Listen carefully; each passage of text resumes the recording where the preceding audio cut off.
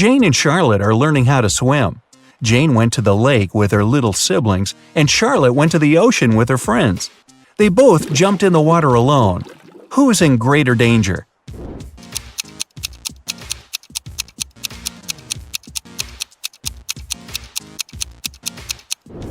Jane. In case she struggles, her little siblings won't be able to pull her out.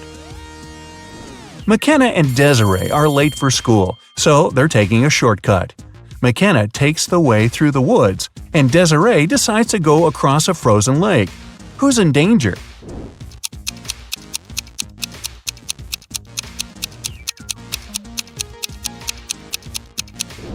Desiree. There are cracks on the lake's surface. Ruby and Mary were enjoying their time outside when a storm started. Ruby hid in her car in the open space, and Mary kept swimming in the ocean. Who is not safe?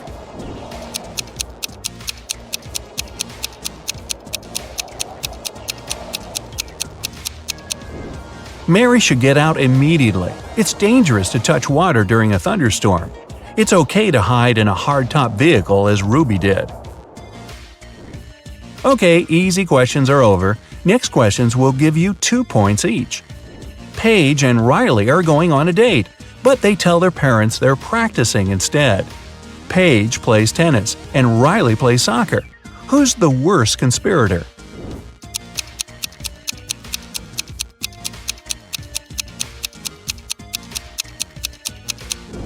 Riley. She's dressed inappropriately for a soccer game. Unlike Paige, she doesn't have any change of clothes or equipment with her. Quinn and Sandra are working in a garden. Quinn was told to water the flowers, and Sandra should mow the lawn. Who's doing something wrong?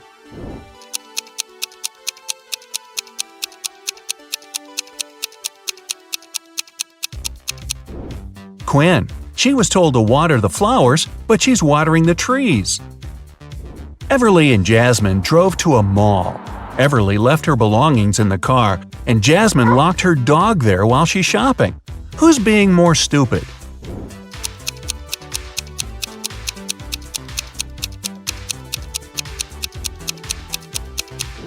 Jasmine.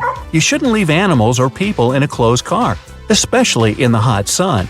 It's the wrong way to get a hot dog. Mia and Stella wanted to get a tattoo and skip their classes to get home right after school. When they get home, they immediately run into their parents. Who's going to get in trouble?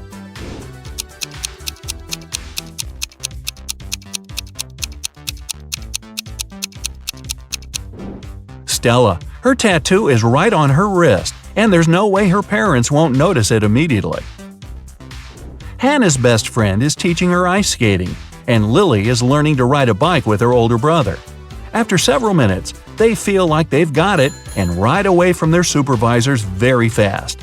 Who's least careful?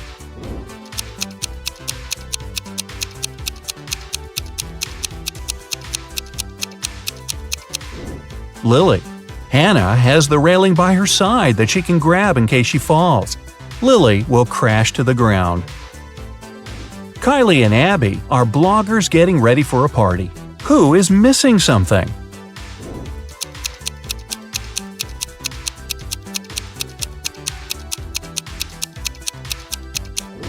Kylie.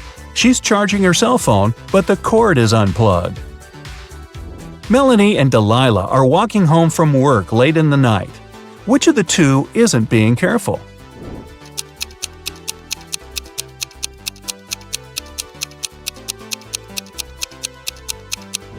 Melanie.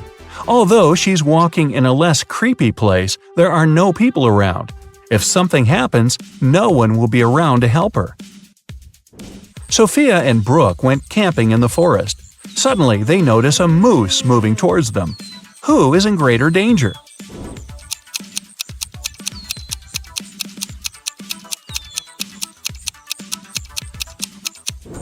Sophia, who is wearing heels and will run slower.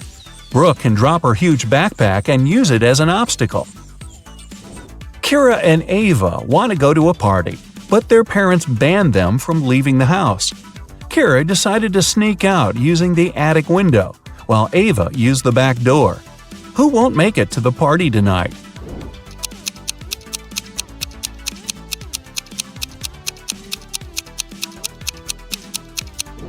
Ava. Kira is quite risky, but Ava's dad is reading a newspaper in the backyard. Maya and Chloe went for a walk. Maya went to a forest and stopped to take selfies with a friendly squirrel she met. Chloe went hiking and decided to take a selfie on the cliff. Who is in danger?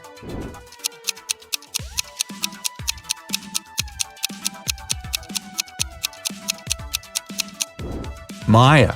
The branch above her is about to fall. Maeve and Sarah are cheating on their math test. Who is more likely to be caught?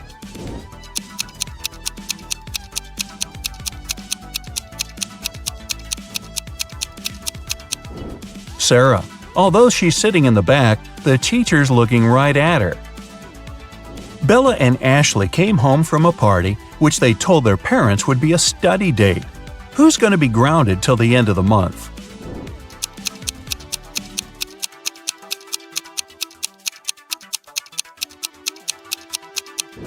Bella.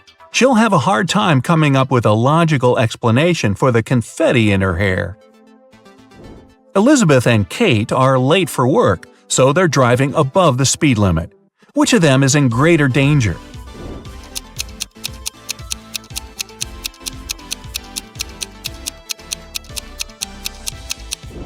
Kate. She has many objects lying scattered in her car. In case of an accident, they may hit her. Ariana and Serena have to do their house chores before they'll be allowed to go to the birthday party. Who is going to be late?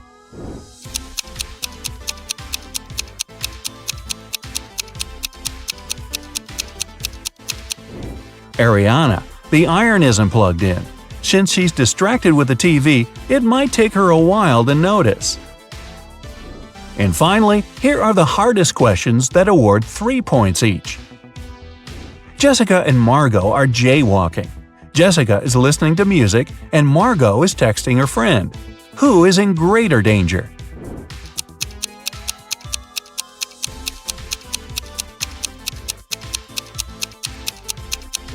Jessica. Although they're both behaving poorly, Margot is on a straight road where she can be noticed. Jessica is jaywalking before the road takes a turn. Someone might not have enough time to react and stop. Julia and Naya are taking a vacation to the jungles. Julia got tangled up in lianas, and Naya got stuck in quicksand. Who's in danger?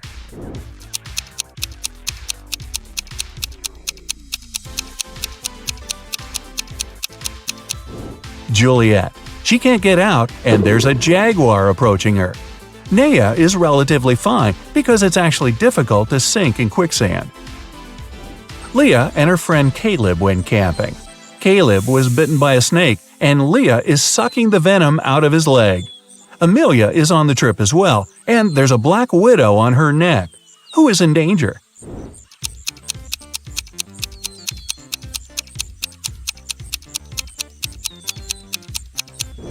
Leah. It's dangerous to suck out the venom. As for Amelia, black widows rarely bite, and the bites are rarely fatal. Becky and Allison are both in a bathtub doing their morning routine. Becky is using the hairdryer. Allison is charging her phone while scrolling through the internet. Who is less clever?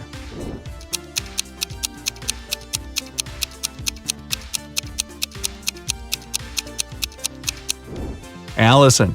It's dangerous enough to have a socket close to the water, but Allison is charging her phone. Becky is sitting in the empty bathtub.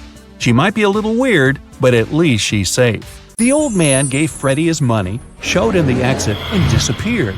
But when Freddie tried to leave, he realized that the door was locked. It had a combination lock.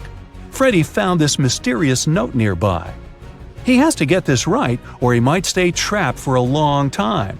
What code will open the door?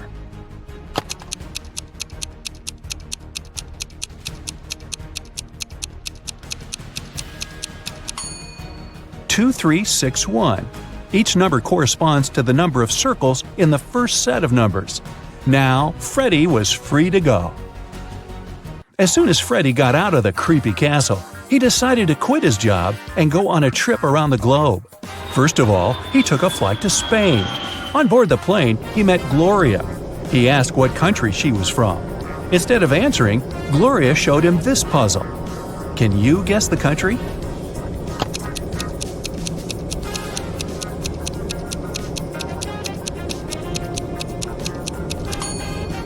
That's right, she's from Ireland.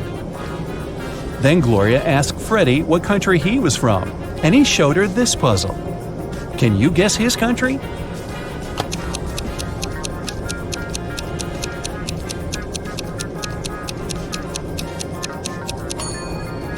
Cuba.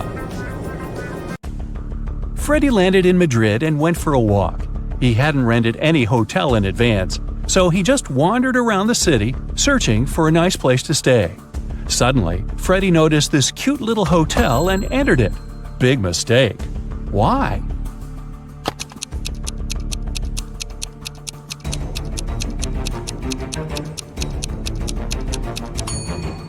See this zombie in the window? This place doesn't look safe. As soon as Freddie entered the creepy hotel, the door slammed behind his back. The guy saw 3 doors leading to freedom. Venomous spiders were crawling behind the first door. Behind the second door, arrows were flying at head height. And behind the third door, there was a black hole. Which door should Freddie choose? Can you help him escape?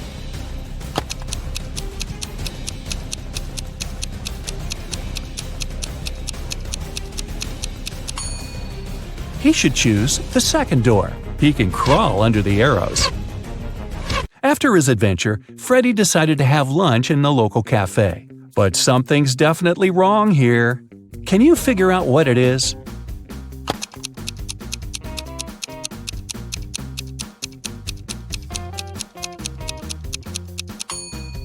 Look at this window. The view of the street is upside down. The waiter came over to Freddie to get his order. But suddenly, a woman at the next table began to shout, "Help me! Someone has put cockroaches in my soup!" The cafe manager questioned 3 suspects. The cook said that he had prepared the soup as usual. It was okay when he passed the dish to the waiter. The waiter said he hadn't touched the soup. He just served it to the woman and switched to another client, Freddie. The woman's husband said, "I wasn't there when my wife got the soup. I was washing my hands in the bathroom." Can you tell who's guilty?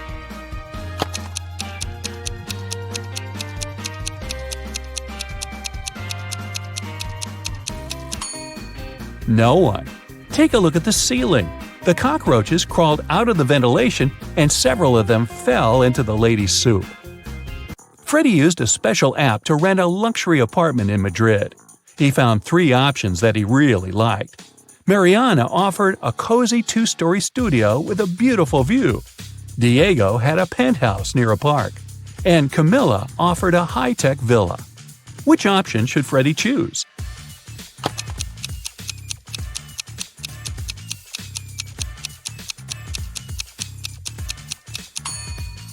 This penthouse has a cracked glass roof, which is extremely unsafe.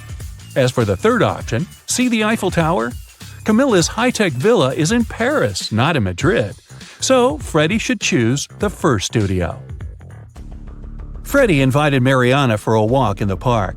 They walked a lot and got very tired. They decided to lie down on the grass and rest. Freddie woke up an hour later. Mariana had disappeared. Freddie started looking for her. Half an hour later, he fell into a big pit. It began to rain. The guy realized that the pit was going to get flooded. That was a big problem. Freddie couldn't swim. He found some stuff in the pit: a rope, a ball, and a bucket. How can Freddie get out?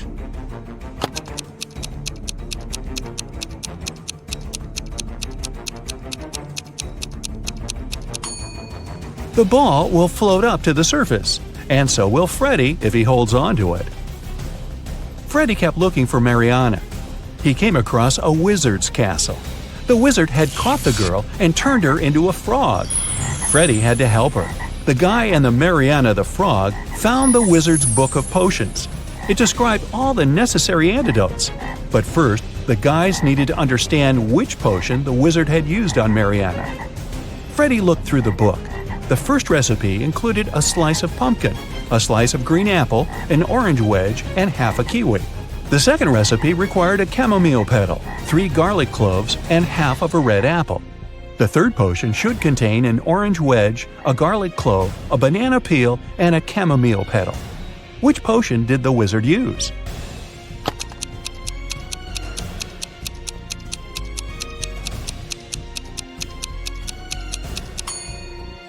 Take a look at the ingredients on the shelves. They only match the third recipe. Freddy helped Mariana turn back into a human. The wizard got very angry and teleported Freddy to jail. The guy was desperate. He had no idea how to escape. Suddenly, a creepy man opened the door and said, "Come on, I'm going to help you escape." Freddy followed him, but he slipped, fell to the floor, and hit his head. Freddy woke up in a pit. He didn't remember how he got there. If he went to the left, he would end up in the bathroom. If he went to the right, he would have to crawl through a tunnel filled with toxic waste that was leading outside. Which way should he choose?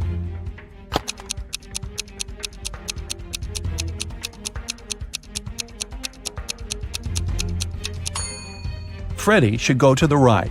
If he chooses the left corridor, he will end up in jail again. Look, this bathroom is on the territory of the jail. Freddy escaped, took a shower, and called Mariana right away. The wizard picked up the phone and said, "I have created enough evil clones of Mariana. I don't need her anymore. You can take her home now." Freddy rushed back to the wizard's castle and saw 4 Marianas. Can you help him find the real girl?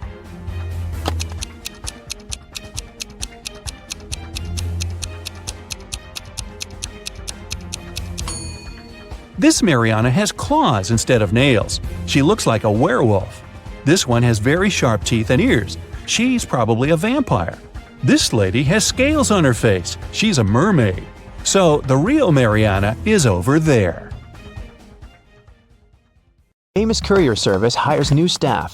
To get the job, candidates need to take a package and run a marathon in 3 hours. They easily cope with this task. Then, the boss asks them to swim the distance of the Olympic pool. One of the candidates stops halfway through the distance to take a breath. He drops out of the race. It leaves us with 3 participants. Now they have to pass a test in nuclear physics. Only 2 candidates make no mistakes. The third guy fails. And the last task is to conquer Everest. And here they are, climbing to the top. "Remind me, what salary do they offer?" one of them asks. $20 per hour, the second candidate answers. Finally, they get to the peak and meet the boss there. He looks at them and says, "You both have made it so far, but I'll hire only one of you. Who will get this job?"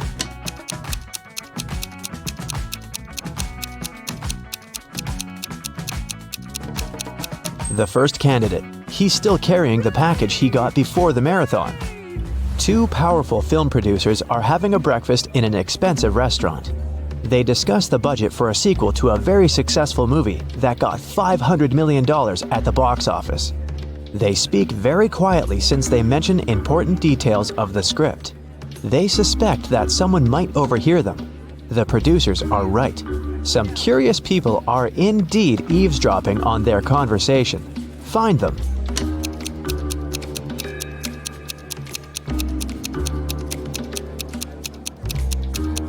There's a guy at the table holding a magazine upside down.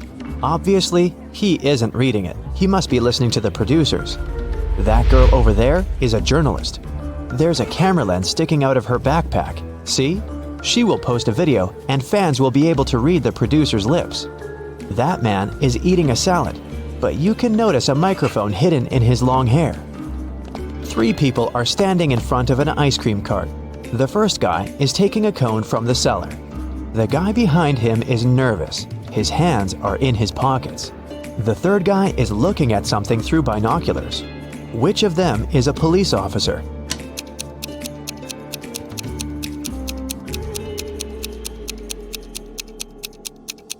Look at the first guy. He's got a police radio in his pocket.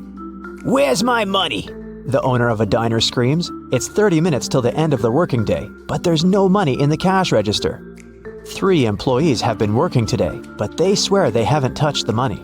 They say there have been no clients in the diner. The boss doesn't believe them. He studies the employees, trying to figure out who's the thief. Linda is wearing a pair of sunglasses, jeans, and a stylish t-shirt. She also has an expensive phone. Michael is dressed in costly designer clothes.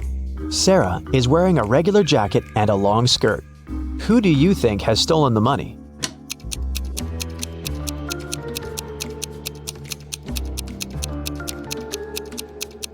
They're all telling the truth. Look at the sign on the door.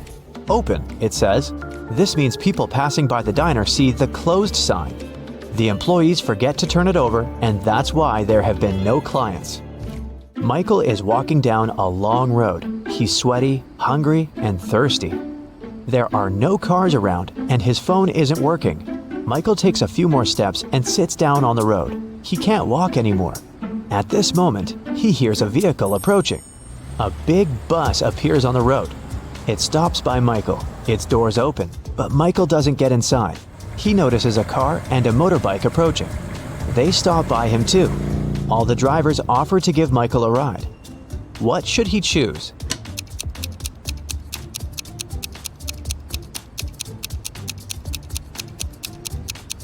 The bus seems normal, but one of its tires is flat.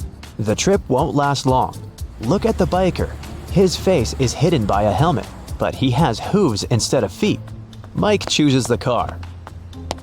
One video blogger has been walking across a desert for several hours. The guy has no water left, and he's losing strength, but his camera battery is fully charged. He climbs a small hill and sees 3 lakes, but not all of them are real. Help the blogger to identify illusions.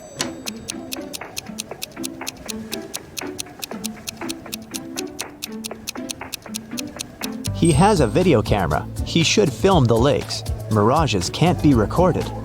A biker is traveling along a country road when he hears a scream. A woman is calling for help. She seems to be in the forest. The biker drives in her direction and sees 3 girls among trees. They're all begging to save them from a vampire. But which of you is the vampire? The man asks.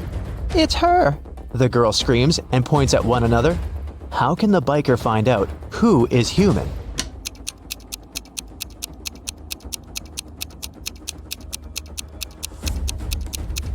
There are 2 side mirrors on the motorcycle. The biker needs to turn the handlebars to check which girl has a reflection. Martin likes visiting abandoned factories and other buildings. Today he's going to check a huge deserted shopping mall located on a remote island. According to some legends, the Minotaur lives inside the building. The creature looks like a human with a bull's head. Of course, Martin doesn't believe that. He takes a flashlight, a warm blanket, and a night vision camera. It's dark and cold inside. Martin hears a strange noise coming from the corridor. He shines a flashlight and sees the Minotaur. The monster looks angry. It aims its horns at Martin. What should the guy do? Faster! The bull is about to attack!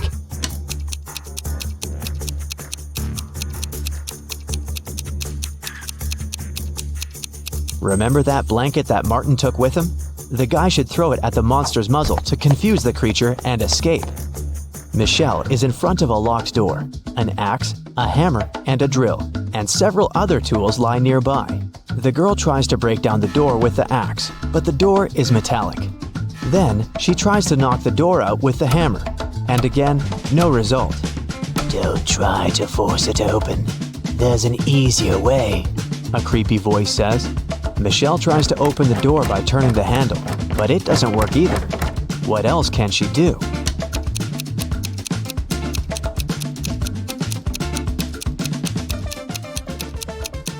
Michelle should knock on the door. Starry sky, fresh cool air, endless dunes, a small campfire, and a tent. This place is a fairy tale. Sarah has always wanted to spend a night in a desert. She takes pictures of the stars, drinks hot tea from a thermos, and enjoys life. It's a perfect night. Too perfect. A smile disappears from Sarah's face. Everything is not real. 2 signs indicate that Sarah is sleeping right now. What are these signs?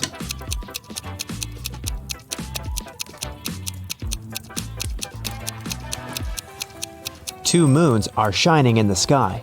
A sea crab is looking at Sarah from the sand. But it's scorpions that usually live in deserts, not sea crabs. Mary opens her eyes and realizes that she's in an unknown place. Henry and Mia live together in New York. They wanted to run away from big city life and celebrate their anniversary in the wild. So the guys used a special online service and found 3 available options nearby. Bob offered his cozy treehouse in the woods for a reasonable price. Julia offered this fancy geodesic dome with all conveniences. It's a 2-hour drive away from New York, and Crystal offered an old mansion that she'd inherited from her granny. Can you help the guys make the right choice?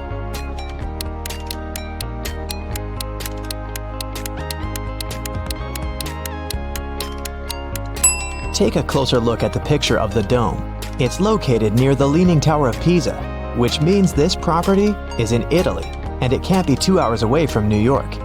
And Crystal's granny's ghost is still in the house, so Mia and Henry should choose the treehouse. The guys contacted Bob, booked the house, and hit the road. Mia is a famous blogger, so she decided to post all milestones of their journey in her stories. Can you spot any differences between these 2 pictures?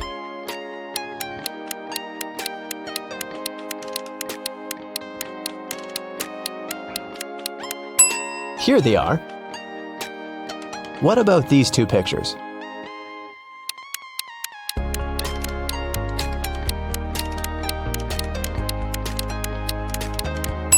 There are 3 differences. What can you say about these 2? Can you see 3 differences?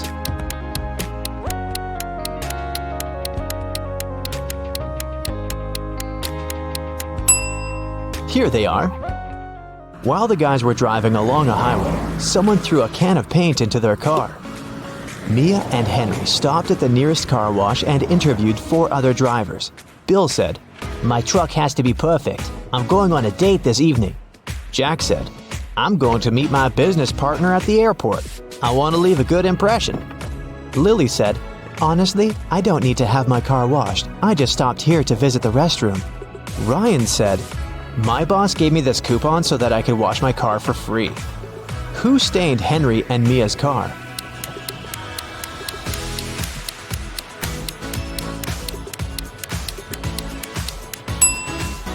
Lily. Her right hand is stained with the paint of the same color, and besides, she has a print of Mia's face on her t-shirt. She's definitely obsessed with her. The guys washed their car and continued on their journey. They had to choose one of these 3 roads to reach their destination. The first one went through toxic swamps. People often get lost in that area.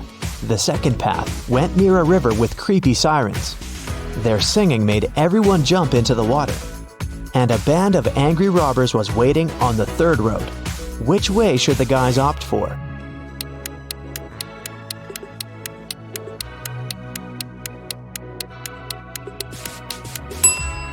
The second one. They can close all the windows, turn some music on, and drive past the sirens very fast.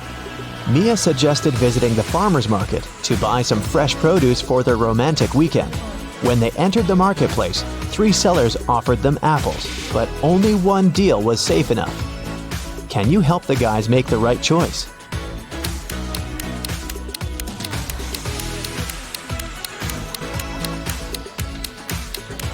Seller number 1 offers very old apples.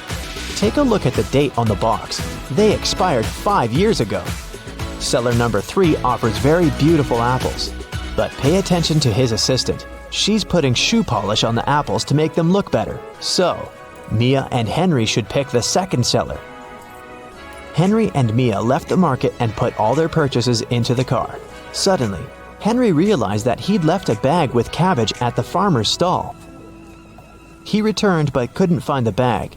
Henry questioned 3 people he saw nearby. Vera said, "I only eat fruit, mister. See, I've got bananas and apples." Bella said, "Yes, I saw your bag. The seller put the cabbage back on the shelf." And the seller said, "I don't know what's going on here. I spent the last 10 minutes in the bathroom." Who's lying?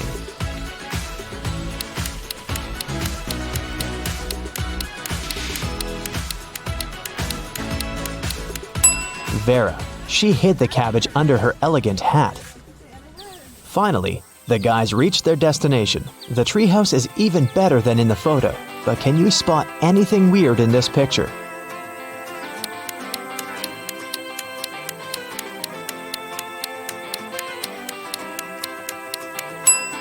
This raccoon is wearing sunglasses. The owner of the treehouse, Bob, lives in another country, and the house is located 15 miles away from the village and other people. That's why Bob installed a special digital clock on the door. When Henry booked the property, Bob gave him a 6-digit password. But unfortunately, Henry had lost it. Here's a hint. M80.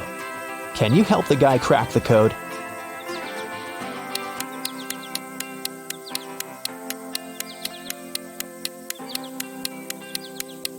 These symbols are mirrored digits. Split them apart and you'll get the code 1133CC. The guys unlocked the door. But as soon as Mia entered the living room, she got very scared. She asked Henry to call the police. Why?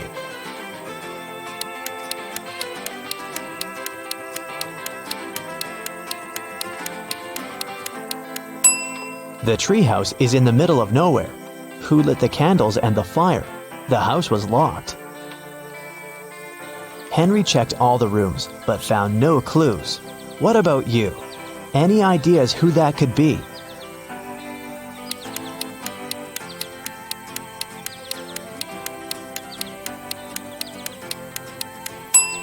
That roof window is open. Someone crawled inside the house before the guy's arrival, and now that someone is hiding under the bed. See? The guys called the police. Officers promised to arrive within an hour. Mia decided to take a shower. When she returned to the living room, she realized that Henry had disappeared. Mia searched the garden, then checked all the rooms in the house, and returned to the garden again. But she failed to find any clues. Can you help her?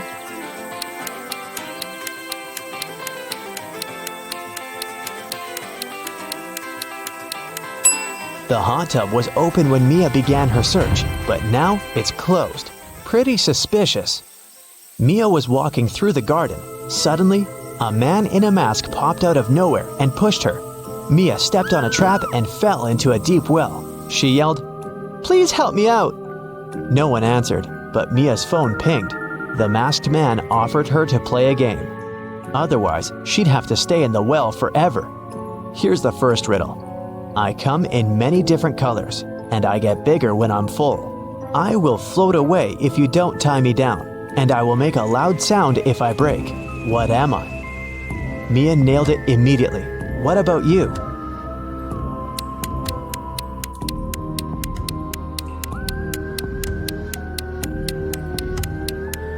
The correct answer is a balloon. Here's the second question. I can jump and I can climb. With many legs, I swing from tree to tree. I can make a house much bigger than me. What am I?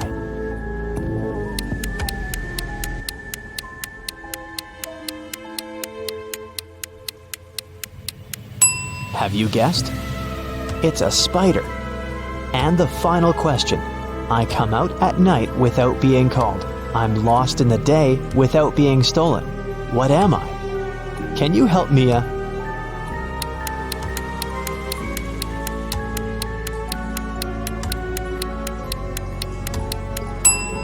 The correct answer is a star. A hatch opened at the bottom of the well. Mia went through it and got into a creepy basement. There, she found 3 ways to freedom, but every door hid some danger. A fire-breathing dragon was sleeping behind the first door. The corridor behind the second door was filled with high-voltage wires. And a vampire was waiting behind the third door. Suddenly, a message appeared on the screen of the girl's phone. Hurry up! Soon the walls will close in and smash you. Which way should Mia choose?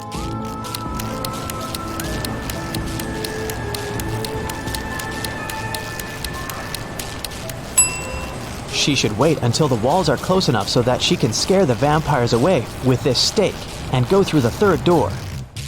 When the police arrived at the treehouse, they found Mia and Henry at the porch. Henry had just woken up. The robbers had put sleeping pills in his coffee. The officers searched the area and found some clues.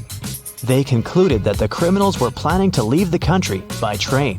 Unfortunately, no one knew what they looked like or how big the group was, so they stopped 4 suspicious people at the railway station and examined their baggage. Can you figure out who's innocent?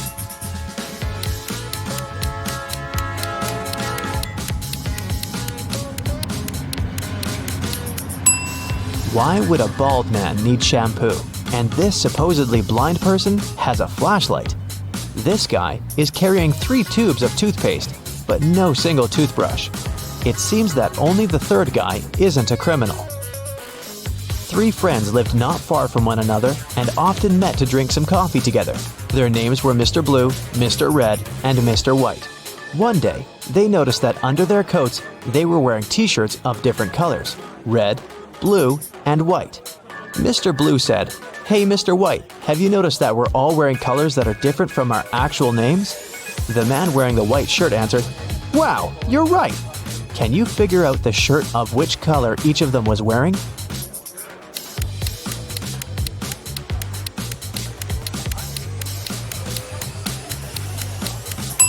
Mr. Blue can only be wearing white or red, but we've already learned that someone else is wearing the white shirt. That means that Mr. Blue can only be wearing the red shirt, and Mr. White can only be wearing a blue or red shirt. And the red shirt is already taken, so Mr. White is wearing the blue shirt. Then Mr. Red is wearing the white shirt. Mia and Henry decided to spend the night in a hotel nearby. The manager said that they only had 3 free rooms. Can you help the guys choose the best option?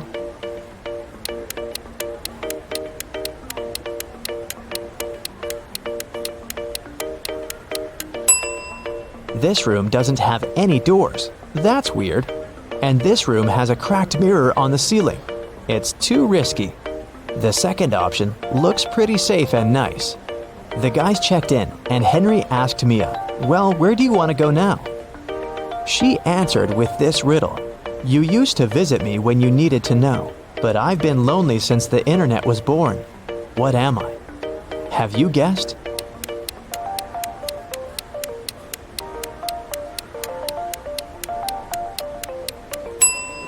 The correct answer is a library. In the library, the guys met these 4 students. One of them is broke. Can you guess who?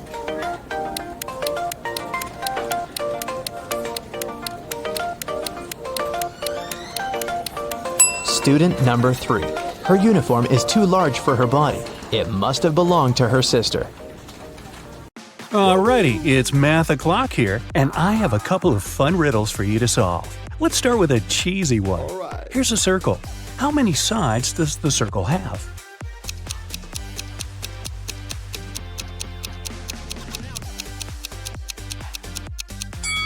There are 2, the inside and the outside. It was Aviana's birthday, and she went to buy herself an ebook she'd been dreaming about.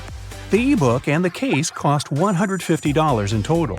If the ebook was $100 more expensive than the case, how much did each item cost?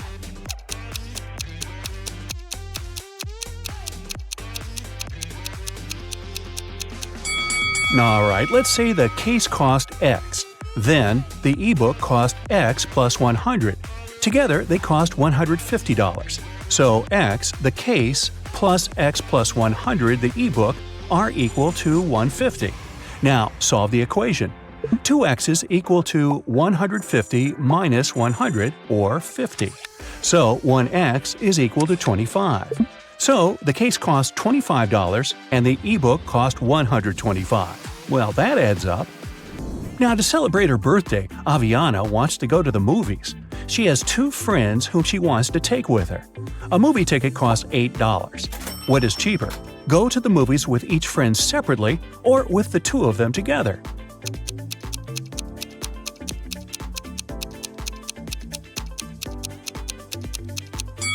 Of course, it's cheaper to go with the 2 of them together.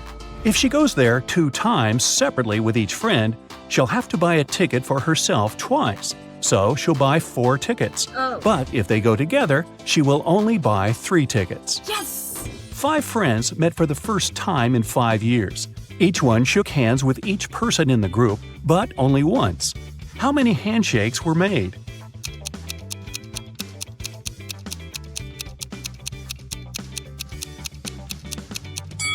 No handshakes were repeated. Let's see it like this. The first friend shook the hands of the 4 remaining people once. Then the second friend had already shared a handshake with the first person, so they shook hands with 3 more people. The third friend had shaken hands with the first 2, so he shook hands with 2 more people. And then, finally, friends 4 and 5 shook hands too. 4 plus 3 plus 2 plus 1 is equal to 10. So there were 10 handshakes. Brinley has to sneak into her mom's computer to delete some emails she had accidentally sent her. Ooh. Mom has a poor memory, so she always has notes with her passcodes. Luckily, the note is right on the desk again. What's the passcode?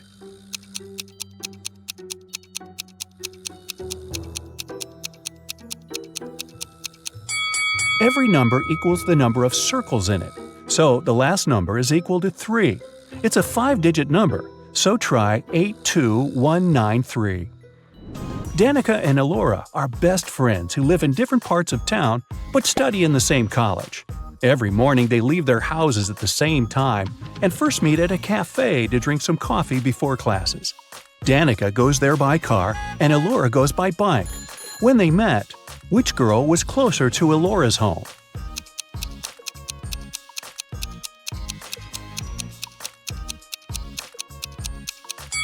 When they meet, they're in the same spot, so no one is closer than the other one. Mrs. Marshall owns a factory that produces office desks. 4 workers can build 4 desks in 4 hours. If she hires 4 more people, how many desks will 8 workers produce in 8 hours?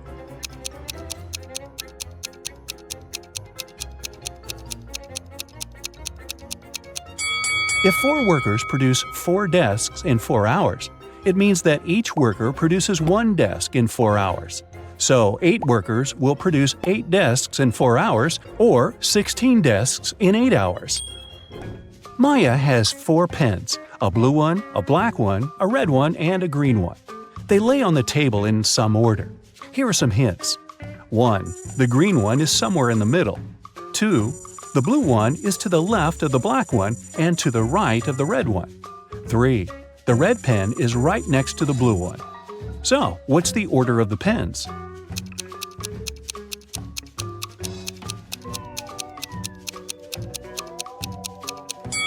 Green is somewhere in the middle. Since blue has some other colors on both sides of it, it means it's in the middle too. Let's decide which one is where. If the green pen is in position 2, then the blue one takes position 3. We know that the blue one is on the left of the black one, so black takes position 4, and red must be in position 1. But it doesn't fit, because the last condition is that the red and blue ones are next to each other. So let's switch the green and blue. Now blue is right next to red, but it's still to the left of black. So the right order is red, blue, green, black. Yvonne cuts 1 baguette into 4 pieces in 12 seconds. How much time will she need to cut the same baguette into 8 pieces?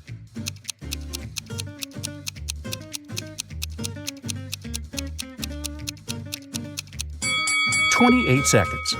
To cut a baguette into 4 pieces, she must make 3 cuts. If it takes her 12 seconds to make 3 cuts, it means that she makes 1 cut in 4 seconds. So, if she now wants to cut it into 8 pieces, she needs to make 7 cuts. So, 7 cuts, 4 seconds each, would take 28 seconds. Ellery came back home with her term grades. She got all A's but 3, all B's but 4, and all C's but 5. So, how many A's, B's, and C's did she get?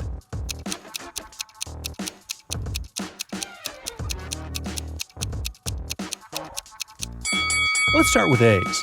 They are all but 3, so there are 3 B's and C's together, which is either 2 C's and 1 B or 2 B's and 1 C. Let's start with the first option. If it's the case, there are 4 A's and C's. If there are 2 C's, then she has 2 A's too, also. The condition all C's but 5 tells us that if there's 1 B, there must also be 4 A's, not 2. So it can't be. If there are 2 B's and 1 C, then from all B's but 4 and 1 C, there are 3 A's. From all C's but 5 and 2 B, there again must be 3 A's. So he has 3 A's, 2 B's, and 1 C. Nice work, Ellery. You are outside a room with 3 switches in the off position. One of the switches turns on the light bulb in the room. You can turn on as many switches as you want, but you can only walk into the room once. How can you find out which switch turns on the light?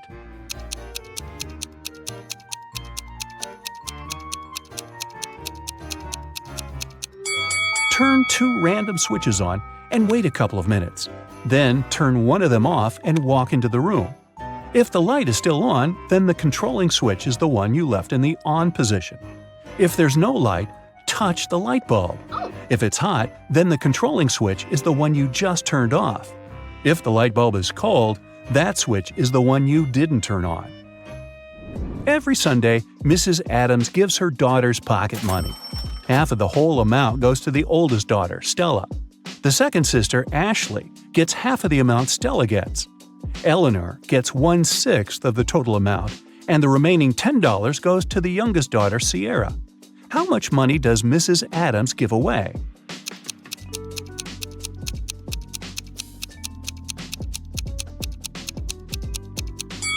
Seems like Stella gets 1/2 of the money, Ashley gets half of a half, which is 1/4 of the original sum, and Eleanor gets 1/6.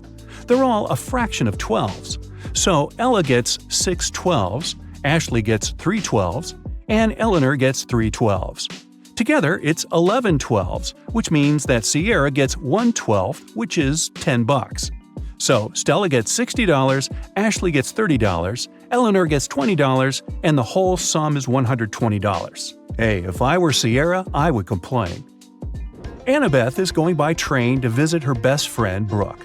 The train is 500 feet long, and it's moving at a speed of 500 feet a minute, and it's now traveling through a 500-foot-long tunnel. How long will it take for the train to go through the tunnel?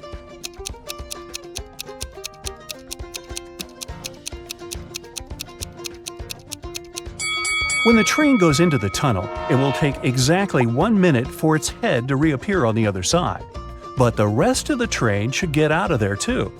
Once the head of the train is out, the back of the train just entered the tunnel, and it'll need another minute to travel through the tunnel. So the train will need 2 minutes in total. An elf hired a fairy to take care of his garden for a week. As a daily payment, the fairy takes 1 inch of a candy cane. The elf has a 7-inch candy cane in one piece, but the fairy wants to be paid every day because fairies don't trust elves. The elf has a knife that can only make 2 cuts. How can he manage?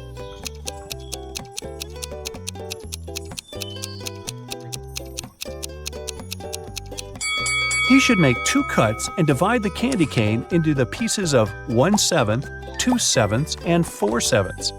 The first day, he'll give her the 1/7 piece.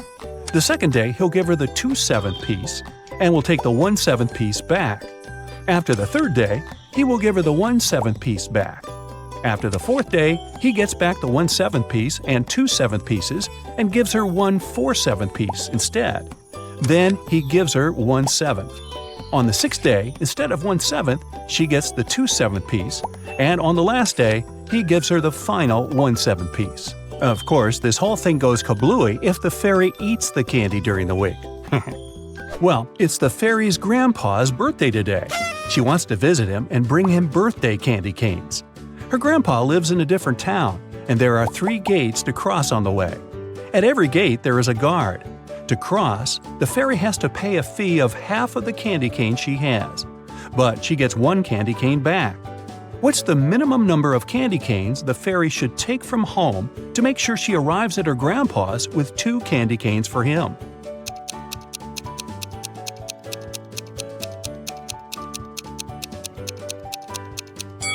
She should take just 2. At every gate, she'll have to give away half, which is 1, and she'll be getting that one back. Ooh, tasty! Susie writes scary tales, but her own life is rather boring. She lives alone with her cats. How many cats does Susie have? Can you count?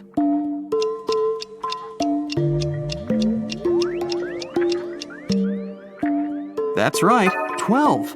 This cat on the shelf is a statuette. Susie had just finished writing her new novel and went to meet with her agent, Harry. Susie found him unconscious in his office. The police questioned 3 suspects.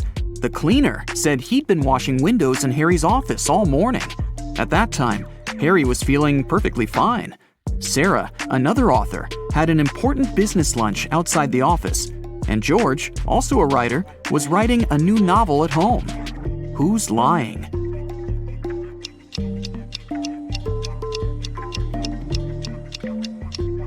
The cleaner. If he washed the windows, why are they so dirty? Susie returned home and went to bed. But in the middle of the night, strange sounds woke her up. She saw 3 ghosts in the middle of her bedroom. She noticed that one of the ghosts wasn't real and asked him to stop fooling around. Which ghost is fake?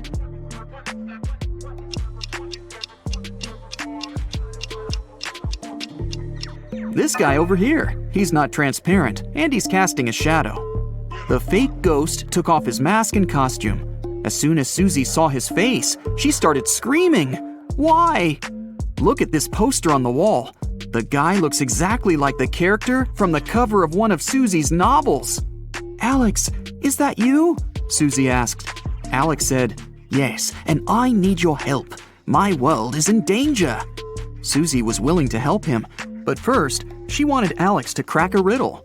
I'm something people love or hate. I change people's appearances and thoughts. If a person takes care of themselves, I increase. I fool some people. To others, I am a mystery. Some people try to hide me, but I still show. And no matter how hard people try, I never go down. What am I? Alex answered correctly. Together, they entered a portal that had opened in Susie's mirror. What was his reply?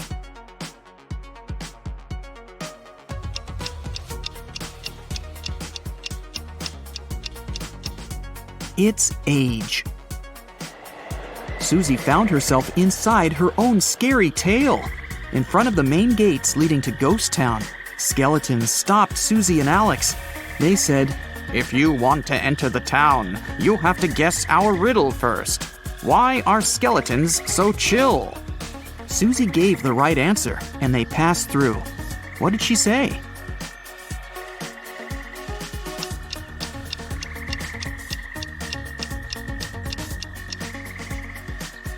Because nothing gets under their skin. Susie and Alex walked up to an old castle where a werewolf and a beauty lived. The locals said the girl didn't actually want to live there. The beauty invited Susie and Alex to the castle and said, My husband will be here soon. You have to hide. They hid in the basement and locked the door. But in the middle of the night, the werewolf managed to open the door and charged at them. How did the werewolf find them?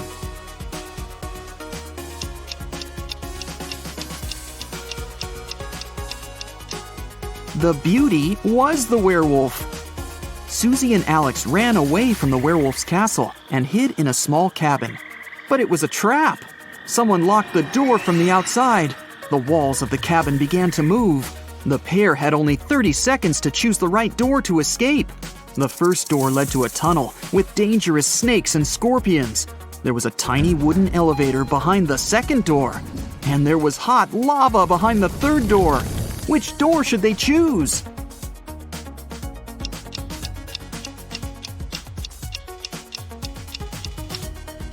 The second one. Although the elevator is small, they can still fit in together and escape from the creepy cabin. Susie and Alex got outside and saw a suspicious vampire. But he said, No worries, I won't bite you if you manage to solve my riddle. I run through hills, I veer around mountains, I leap over rivers and crawl through forests. Step out of your door to find me. What am I? Alex answered, and the vampire had to let them go. What did he say?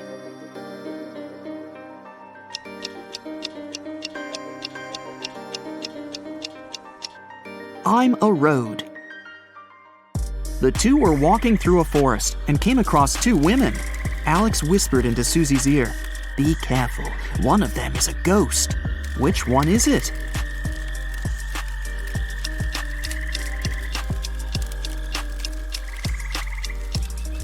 This lady over there, she doesn't have a shadow. Susie and Alex continued their crazy quest and met 3 friends on a beach. One of these guys was a werewolf. Can you guess which one?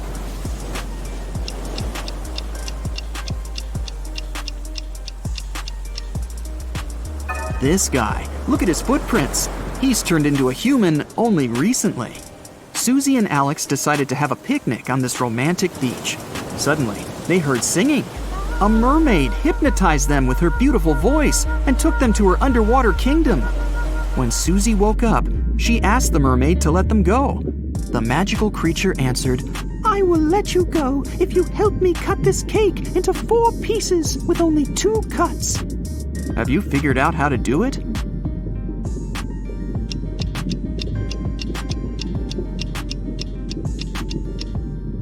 First, they should cut the cake in half. Now they need to cut the cake sideways through the middle so that it has 2 layers. Now the cake is divided into 4 pieces with only 2 cuts. The mermaid let them go. As soon as Susie and Alex got to the shore, they saw flames. Ms. Adams's warehouse was on fire. The locals caught 3 suspects. These people were near the warehouse when the fire started, but the police didn't find any matches or a lighter anywhere. Can you help Susie understand who the criminal is?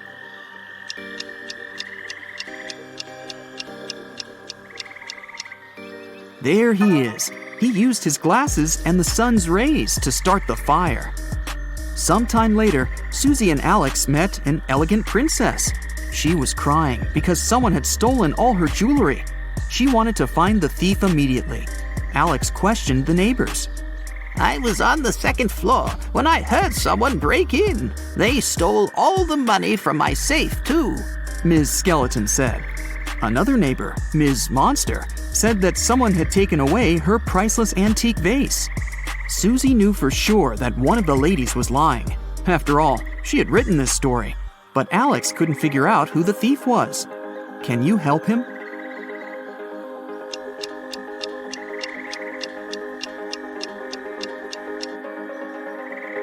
It was Ms. Skeleton.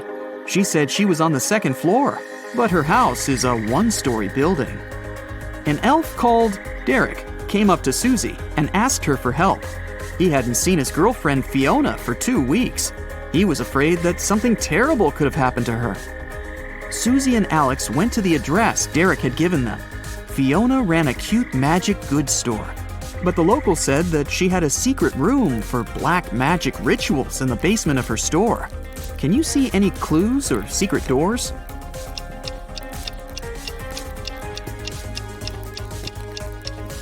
This painting on the wall is hanging straight, but there are scratches on the wall, as if someone had been moving the painting lots of times.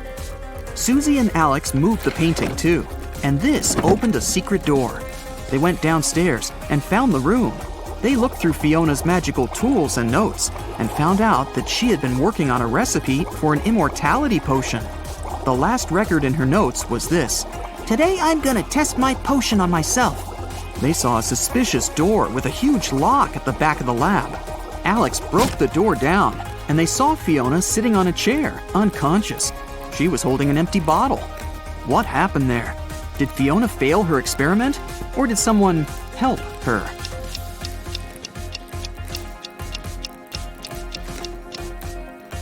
Someone else has definitely been here. If Fiona had simply fainted, she wouldn't have been able to lock the door. Alex brought Fiona to a hospital. He noticed 3 people in the hall, but something seemed a little weird to him. What is it?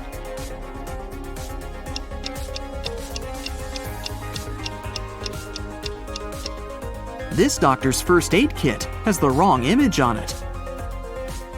Alex confessed to Susie that he liked her and asked her out. They went on a date to a local concert hall. Suddenly, they noticed a pianist lying unconscious on the stage. He was holding a note in his hand. The police immediately questioned the suspects. The conductor said he'd been talking to journalists in his room. The janitor said he'd been cleaning the lobby. And the flutist was practicing for the concert. Who's guilty?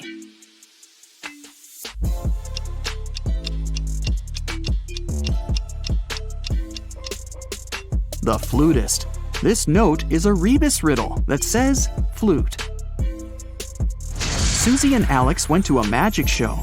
The magician claimed he could read anyone's mind with his fingers. Susie didn't believe him. "I can prove it," the magician said, and asked for 2 volunteers. Susie and a girl called Amy went to the stage and wrote their thoughts on 2 pieces of paper. They rolled them up and put them in the magician's hat. The man took out the first note and said, "Get ready to see some real magic. Someone loves a guy named Mike." And that was exactly what Amy thought. Everybody was shocked and began to applaud. The magician unrolled the first piece of paper and put it aside.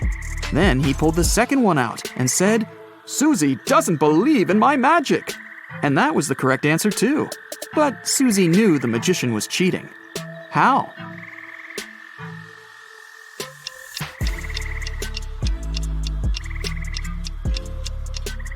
The second volunteer was fake. The magician already knew what she had written. That's why he said her phrase first. Then he unfolded Susie's piece of paper, memorized the text, and said it later. The magician was very offended, so he called the show's acrobats to take revenge.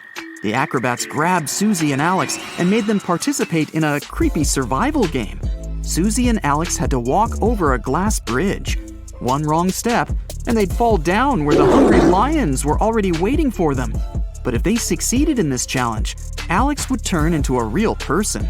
Half of the glass slabs that made up this bridge were very fragile, but the rest of them were very strong. How could Susie and Alex get to the other side and stay alive?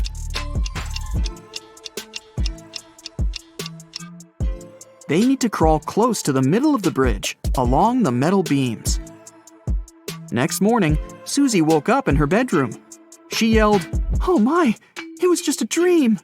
But it wasn't. How can you tell? Alex's shirt is hanging on Susie's chair. Aha! Today, Peter and Zach's dream has come true. They've bought a trailer. Now they're ready to begin their long-planned journey through mystical places all over the country to make their vlog. But first, they need to pack. There are 3 boxes, but the guys can only take one of them. Which box should they choose?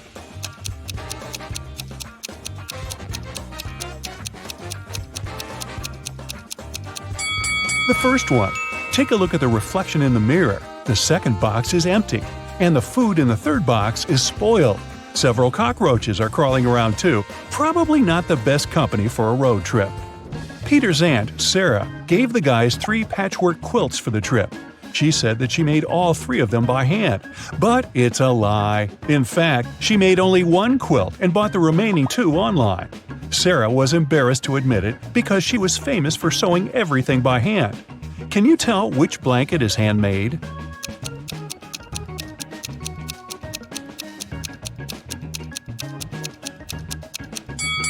The third one. Look at this piece of fabric. It's identical to Sarah's skirt. She sewed these 2 items using the same material. Finally, Zach and Peter hit the road. They headed for the first spot. It was an abandoned library on a hill. Subscribers told the guys many ghost stories about this place. But our vloggers were skeptical and wanted to explore the building on their own. They walked around the library, recording videos and taking Polaroid pics. But they didn't meet any ghosts. When they returned to the trailer and looked through the pictures, they freaked out and locked all the doors. They left this creepy place as soon as possible.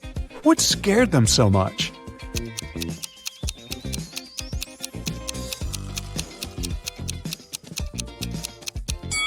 Both of them are in the photo, but then who took this picture? The guys made a stop at the local coffee shop to get some hot drinks. As soon as they came in, Peter grabbed his camera and started recording.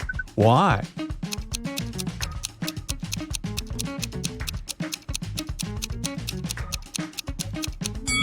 Here's a ghost. The guys ordered sandwiches, but the barista, Fiona, had to prepare online orders first. So she asked the guys to wait for their food for a while. Fiona cut 1 loaf of bread into 4 pieces in 12 seconds. How much time does she need to cut the same loaf of bread into 5 pieces?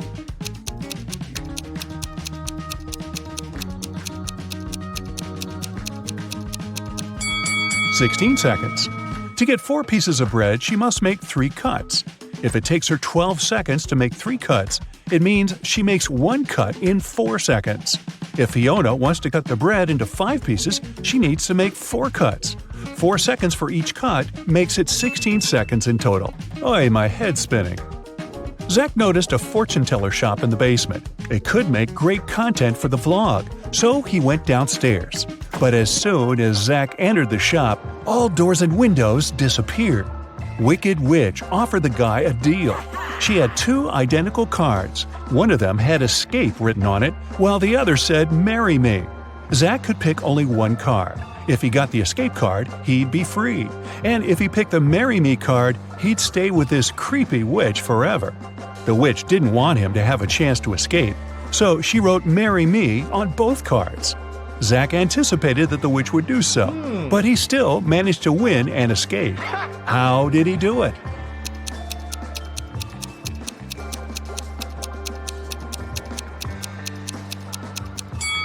He picked a card and dropped it in the fireplace, saying it was an accident. The witch had to reveal the remaining card that said marry me. According to the rules, there had to be 2 different cards. So the witch had nothing to do but agree that the card Zach had picked and burned must have been the escape card. Peter and Zach continue their journey. In the evening, the guys saw these 3 hitchhikers not far from a bus stop. They could only pick up one person. Who should they choose?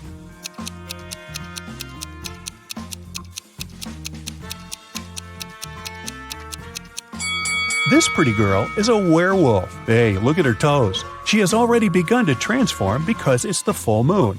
And this harmless-looking elderly lady is a runaway criminal. Take a look at the poster hanging at the bus stop. It's her portrait. As for the guy, he looks pretty harmless. Yeah, his clothes are indeed stained with something red, but that's just some paint because he's an artist. Look, there are art supplies in his backpack.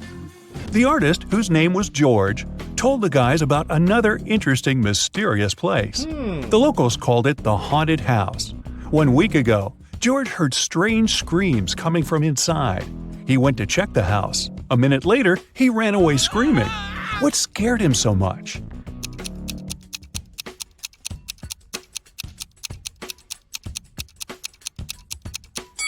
The portrait of this creepy clown is moving. Zach and Peter decided to explore that haunted house. When they entered the building, they didn't see any portraits, but they heard screams coming from the basement. They walked downstairs and found a loudspeaker that replayed the screams over and over again. There was a clown costume in the closet. Zach and Peter found 3 suspects among the neighbors and asked them just one question. What did you do 1 week ago? Mr. Daniel said, I was on vacation in Spain for 2 weeks. We came back yesterday. Jessica said, I have very sensitive skin. I wouldn't spoil it by wearing a clown mask. As for Henry, he said he had been preparing for his tests at college 24/7. Who is lying?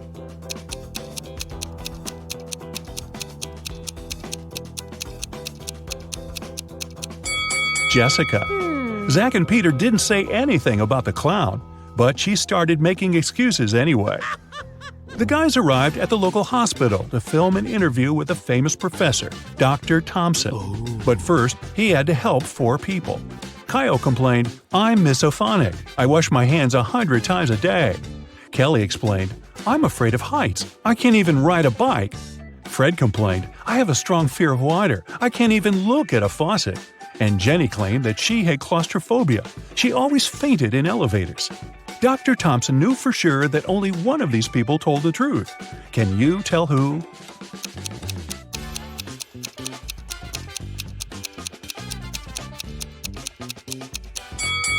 Fred can't be afraid of water. He has an aquarium with fish in his house. Jenny lives in a tiny van, so she can't have claustrophobia. And Kyle's apartment is too messy for someone who has a fear of dirt and germs. So it's Kelly. She sleeps on the floor, which is normal for someone with an abnormal fear of heights. Next stop, creepy caves. Zach and Peter went to see ancient ruins in the middle of the woods.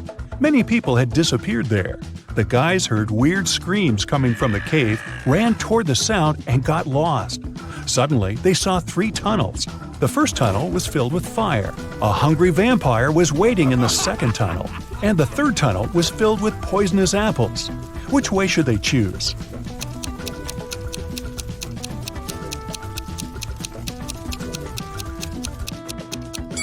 The third tunnel is safe. The guys don't have to eat those apples. After their epic adventure in the cave, Zach and Peter went to the supermarket to buy some groceries. I'm guessing the apples made them hungry. Can you see a ghost in this room?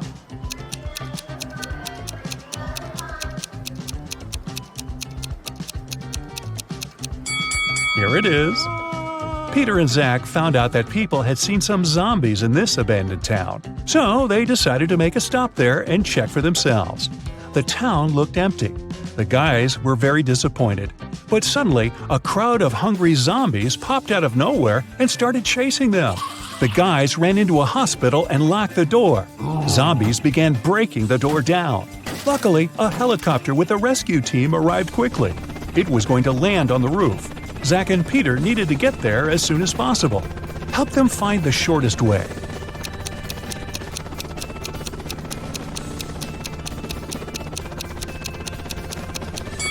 Here's the way. After saving the guys, the rescue team invited Peter and Zach to go skydiving together. They agreed and put on parachutes. They took this picture inside the plane right before the jump. Can you tell which of these people is in danger?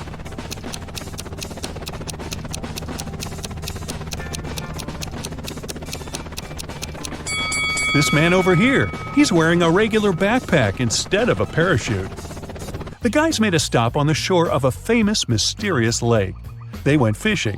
Suddenly, a mermaid jumped out of the water and dragged Zach into the lake. Peter jumped into the water to rescue his friend. Finally, he found Zach wrapped in seaweed on the rocks in the middle of the lake.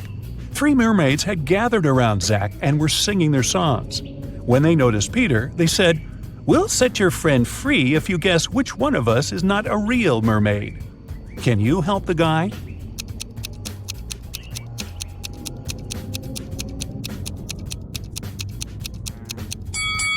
This lady over there, her tail isn't real. Sometime later, Peter's aunt, Sarah, called them. She was very upset. She found out that she had left her diamond ring in the guy's trailer. Peter found the ring and said, "No worries, we're going to send it back to you." But there was a problem. If he sent it by post without locking the box, the ring would be stolen. Both Peter and Sarah had some locks, but neither of them had the key that would open the lock of the other. Still, they managed to make it work and Sarah got her ring back. How did they do it?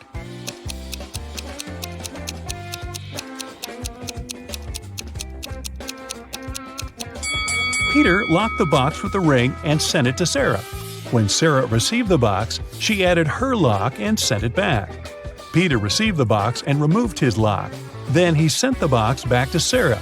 She opened the lock with her key and got the ring. Man, these folks lead complicated lives, don't you think? During the math class, Mrs. Stevens had a task for the students. They had to say, what was 3 plus 3 times 3? 2 people raised their hands, and she asked both. Toby said that the answer was 18. Cassidy disagreed and said that the answer was 12. Who is right?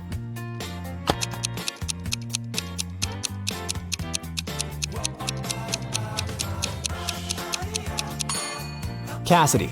The multiplication is always done first, so we multiply 3 by 3, that's 9. Then we add another 3 and get 12. It takes Genevieve 12 seconds to cut 1 loaf of bread into 5 pieces. How much time does she need to cut the same loaf into 6 pieces?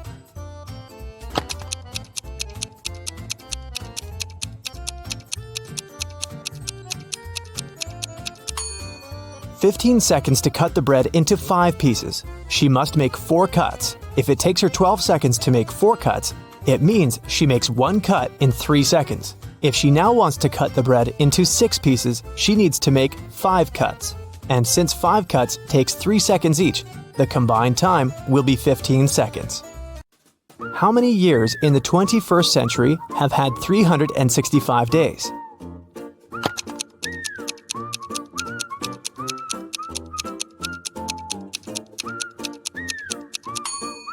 Some of the years did have 366 days, and still, all of the years have had 365. So starting with 2001, it's been 20 years by now.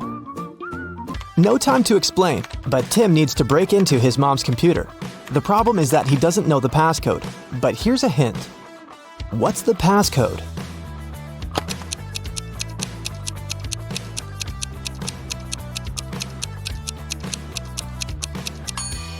Each consonant in the word equals 200 points, and each vowel takes away 100 points. In the word kiwi, there are 2 consonants that make 400 points. 2 vowels take away 200 points, so the passcode is 200. Lucas and Liam went for a walk. They found a cool tree and decided to climb up to the top of it. Who is less smart?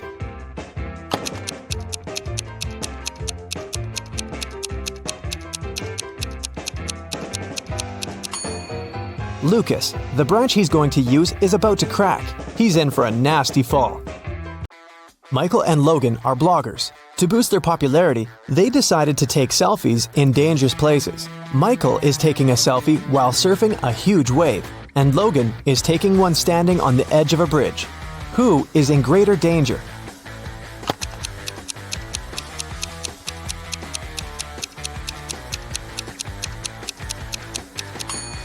Michael. Logan at least has some people around. They'll notice if something happens and call the emergency services. Michael is alone. Thomas and Abigail were going on a date. Thomas arrived half an hour earlier and decided to go and buy some flowers. Abigail had just returned from London and was driving to meet the guy. Who is doing something wrong?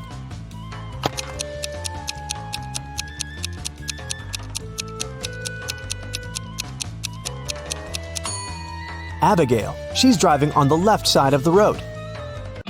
Elizabeth and Melanie are getting ready for a barbecue party in the garden. Elizabeth is cooking and Melanie is decorating the garden. Who is not smart?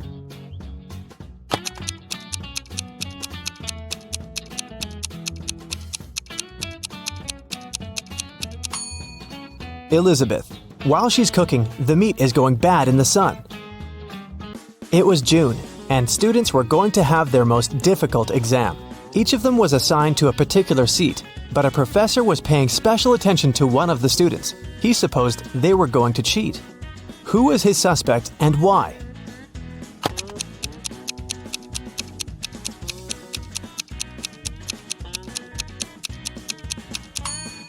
It's this blonde girl. In June, the weather is great and all students are lightly dressed. And still, this girl is wearing high boots and a sweater with long sleeves. Ella got a new motorbike. She locked it in her garage and left for work. When she came back home and opened the garage, the motorbike was missing. The woman called the police. The officer interrogated 3 of her neighbors. Ryan said that he'd been away the whole day and hadn't seen anything. Colin said, "When I was walking the dog, the motorbike was still there." Jane said that she had come to Ella's house to ask her for some garden tools, but Ella hadn't been there, so she'd left. Who stole the motorbike?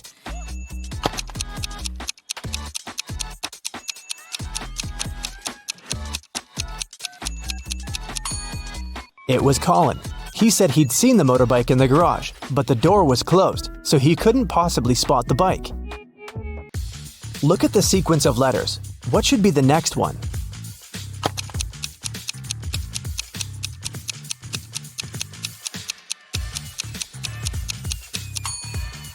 Each of these letters is the first letter of some day of the week. S stands for Sunday, M for Monday, and then we've got Tuesday, Wednesday, Thursday, and Friday. The only one that's left is Saturday, so we need an S. Mark was locked in a dungeon. There were 3 ways out, but none of them looked safe. Behind the first door, there was a huge and strong guard. Behind the second door, there were 3 big and very hungry dogs. Behind the third door, there were many little robots that were ready to charge at Mark at any second. Which way should the guy opt for to get out and stay safe?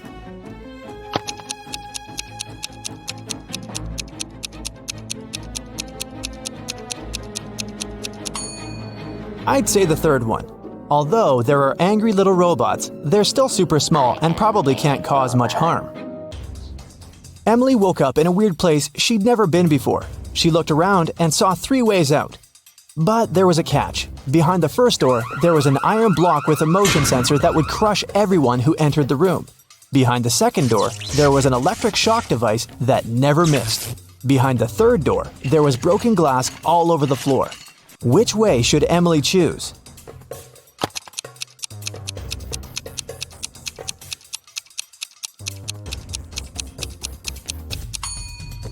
She should pick the third door. She's wearing boots, so walking on the glass is definitely not going to be too hard of a task for her. Stella called the police and said that her friend had been poisoned. She told them what happened. I was supposed to meet with Alice, but I arrived too early. So I went to pick her up at her house. I knocked, but no one answered the door. The light was on, so I knew Alice must be at home. I had a spare key, so I opened the door myself. I found her in the room unconscious with an empty glass by her side. The police officer asked if Stella had touched anything. The girl said she had only touched the door, the glass, and her friend. After that, she got arrested. Why?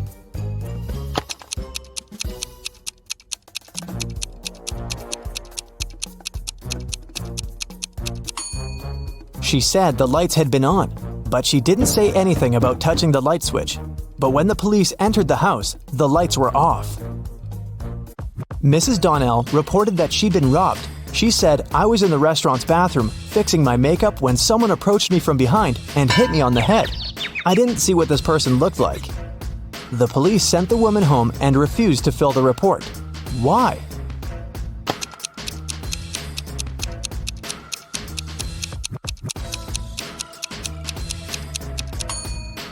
The woman was fixing her makeup. This means she was looking in the mirror. If someone had tried to approach her from the back, she would have definitely seen this person.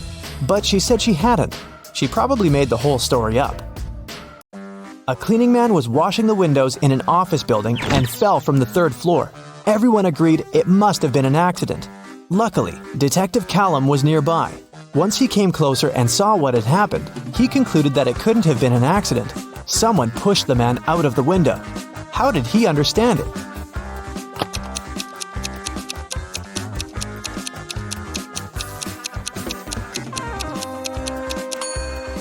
Look, the window the guy fell out of is now closed. If it had been just an accident, the window would still remain open. Sophia and Brooke went camping in the forest. Who is less smart?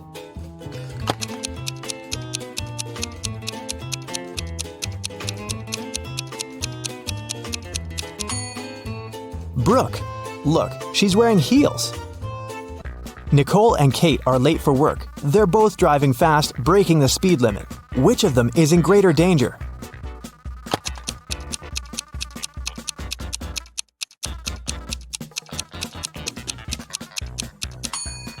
Kate.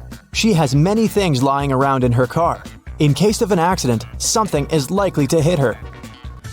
Jessica and Margot are jaywalking. Jessica is listening to music and Margot is texting her friend. Who is in greater danger?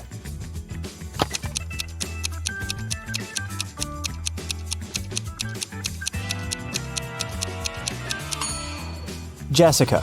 Although they're both breaking the rules, Margot is doing it in a place where she can be easily noticed by drivers, and Jessica is jaywalking right where the road takes a turn.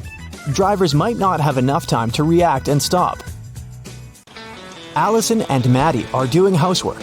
Allison is hanging the laundry outside, and Maddie is vacuum cleaning the basement. Who is less smart?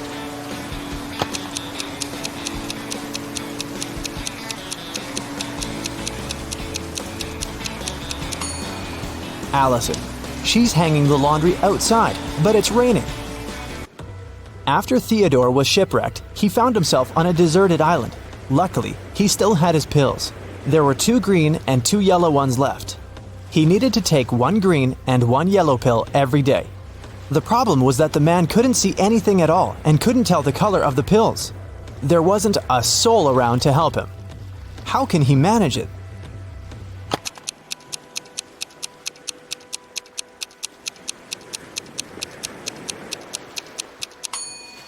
Theodore should break each of the 4 pills into half and eat half of each of the 4. This way, he'll eat exactly 1 green and 1 yellow pill. Camilla and Vivian are sisters. For her birthday, Vivian got a beautiful bracelet. Camilla liked it too and occasionally borrowed it. One day, Vivian noticed that the bracelet was gone again. She knocked on her sister's door. Camilla opened it, saw Vivian, shut the door again, and locked it. Half a minute later, Vivian broke into the room and started searching for the bracelet, but she didn't find anything. Then she realized where the accessory was. Have you figured it out?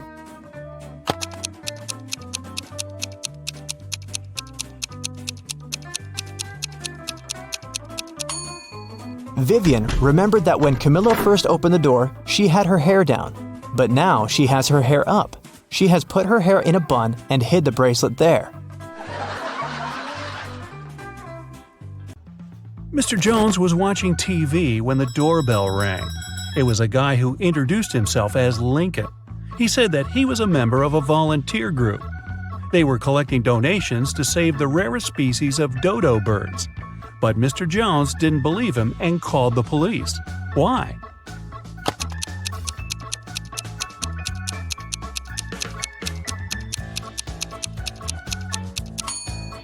There are no more dodo birds. They went extinct in the 17th century. Arwen, a rich man's only son, visited his cousin Richie. They were talking about sports and drinking tea. Suddenly, Arwen stopped breathing and fell to the floor. Richie called the doctor, who said that Arwen had been poisoned. Detective Callum arrived and started the investigation. Soon, he accused Richie of poisoning his cousin. How did Richie manage to do that?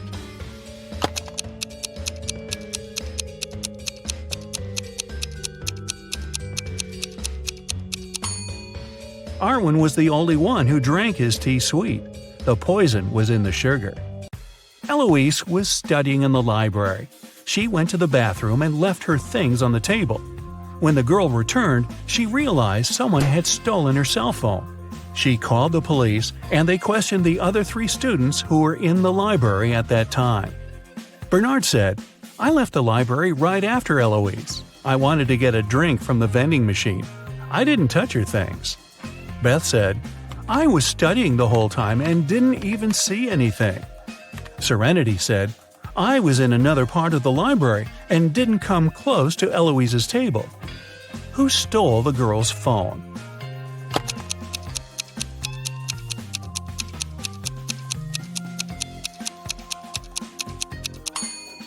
It was Bernard. He said he'd left to get a drink from the vending machine. But look, there are no drinks in there, only snacks. Samantha and her daughter Avery went to the lake to spend some time together. Yay! They found a nice spot and sat down there. A bit later, Samantha remembered she'd left her camera in the car and went to get it. When she returned, her daughter was gone. The woman called the police, and they started to look for the girl. There were 3 people nearby, and the police officers interrogated them all. Benjamin said, "I was walking nearby and saw a girl sitting by the lake, but I didn't do anything to her."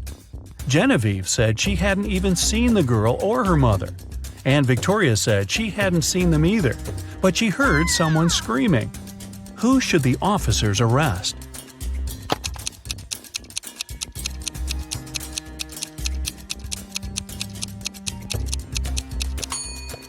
They should arrest Genevieve. Look, she's wearing Avery's scarf. Brian called the police early in the morning. He said that the night before, he and his girlfriend Estelle had been watching a scary movie together. Estelle was afraid to go home, so she stayed at his place. She was having a bad dream with zombies chasing after her, and she didn't wake up in the morning. The guy didn't know what had happened, but the police arrested him, claiming he was guilty. Why?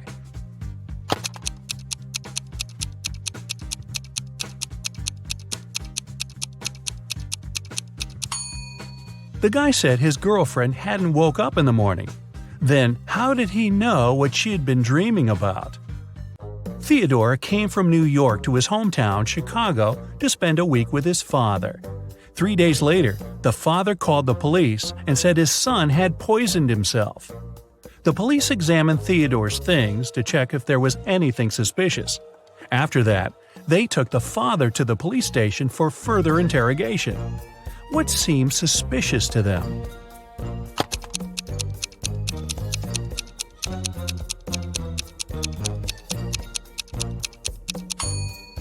The officers found a return ticket from Chicago to New York. Theodore wouldn't have bought this ticket if he hadn't been planning to return to New York. Esme was having her usual walk in the forest. And you know what? She got lost again. After wandering around for a couple of hours, she finally found the witch's house. Esme asked the witch to show her the way back home. The witch wanted to make Esme her maid, but she had a problem. She was planning a vacation and wanted to go fishing. Her fishing rod was 13 feet long, and one was only allowed to take things no longer than 12 feet on the train. The witch promised Esme that if the girl found a solution, she'd let her go. What can Esme recommend?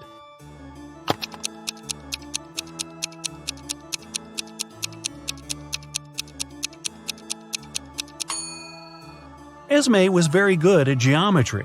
She advised the witch to put the rod in a 12 by 5 foot box.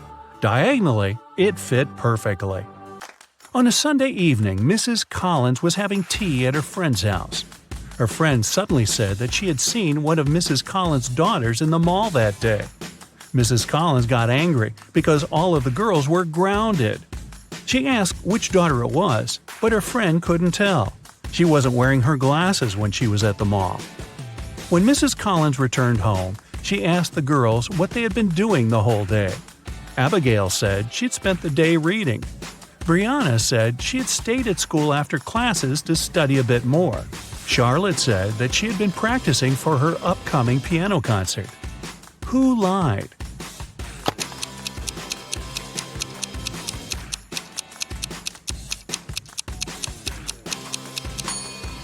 Brianna.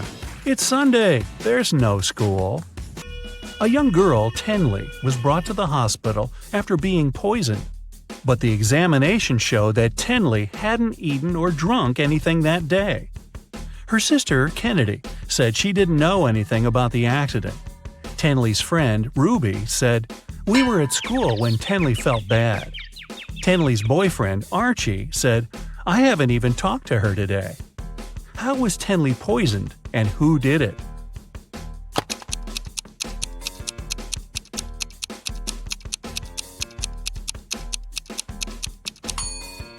The girl hasn't eaten anything, but she has some lipstick on. That's what contains poison. And the only person who had access to Tenley's room that day was her sister, Kennedy. There was a car accident in a tunnel. The police suspected that one of the drivers, Owen, had fallen asleep behind the wheel. But Owen denied it. "I just couldn't see well because of the rainstorm," he said. The police didn't believe him and immediately arrested the man. Why?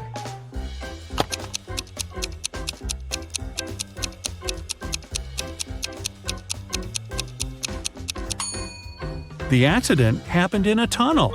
It couldn't rain there. Someone in the town was stealing cars. Every time a car disappeared, its owner would get a message from an anonymous number. In each message, there were 2 emojis that didn't make any sense. The police tracked the number, and the geolocation led to 3 houses. They questioned the owners, Mr. Walson, Mrs. Coleman, and Mr. Woolridge. Can you tell who the car thief is?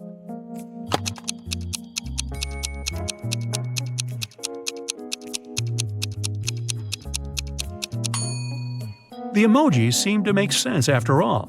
They're a wall and a father with a son. Combine them and you'll get Walson. So Mr. Walson must be the one stealing cars. Now let's play the game Who's Less Smart? It's early morning. Tom and Joseph are driving their teenage children to school. Who is not smart?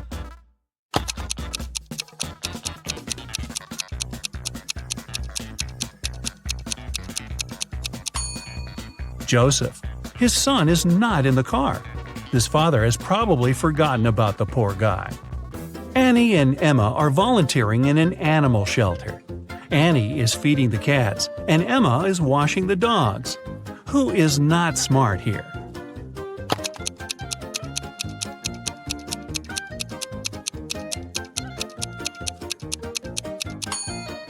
Annie. She's giving dog food to the cats. Logan and Anthony are both having job interviews at 4 p.m.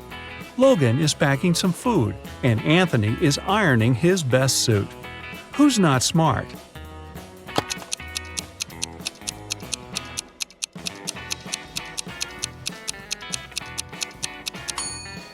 Anthony. Look at the clock. The interview is going to start in 5 minutes, and he's still at home. Logan is at home too, but there's still another hour till his interview begins. Noelle and Gabriella are cleaning the house. Noelle is listening to music while vacuum cleaning the living room, and Gabrielle is washing the windows. Who is not being smart?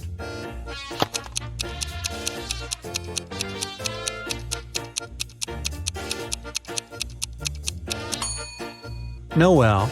The vacuum cleaner isn't plugged in. Skylar and Autumn are both going on summer vacation. Skylar is going to Spain, and Autumn is visiting her sister in Chile. Who is not smart?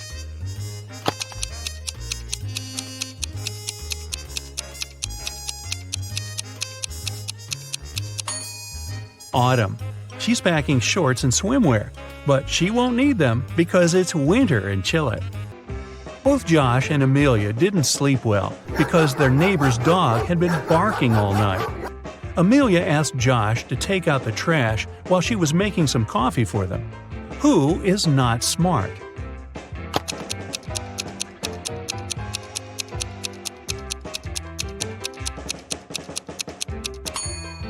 Josh. Instead of the trash, he's taken out the bags with old toys they've collected to donate. Janine and Teresa are making dinner for their families. Who is not smart?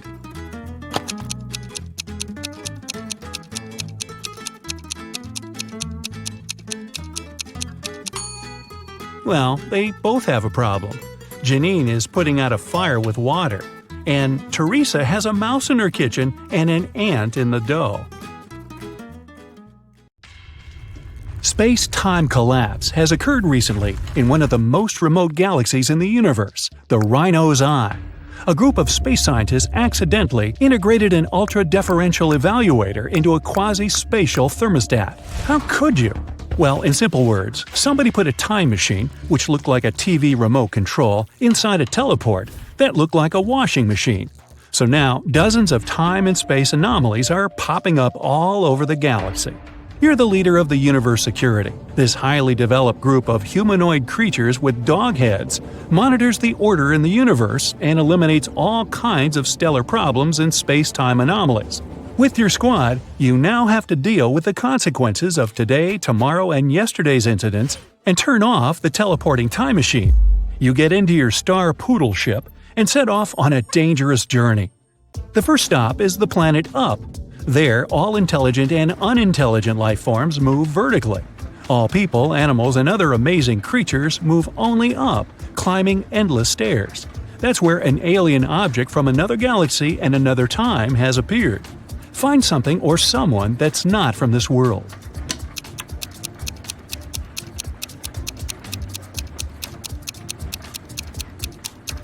Look! There's a snail crawling along that rope ladder. It's moving horizontally. You put the snail in a jar. You're going to send it home, to the planet Slime. Surprisingly, the snail can speak. It asks you for help. An unknown monster has appeared on its world, and now it terrifies all the inhabitants of the slime world. You decide to help and fly to the snail's planet. Just snails and caterpillars live here. The whole world is covered in a thick layer of slime. You can see huge snails, little ones, and even several snails the size of a skyscraper. But there is also an outsider among them. Take a good look around and find the imposter.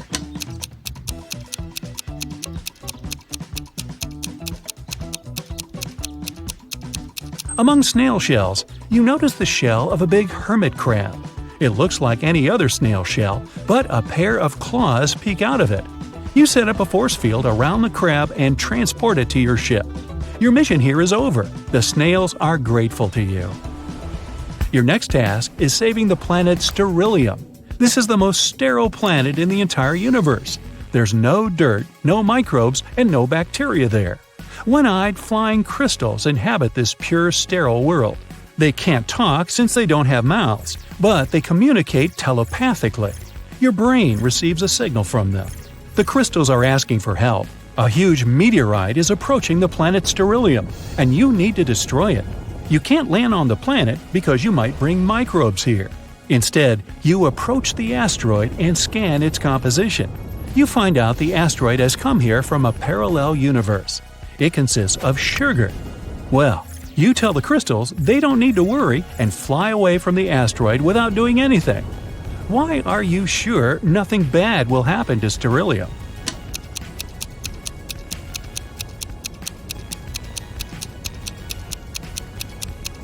The sugar asteroid will melt and burn up in the planet's atmosphere in a matter of seconds.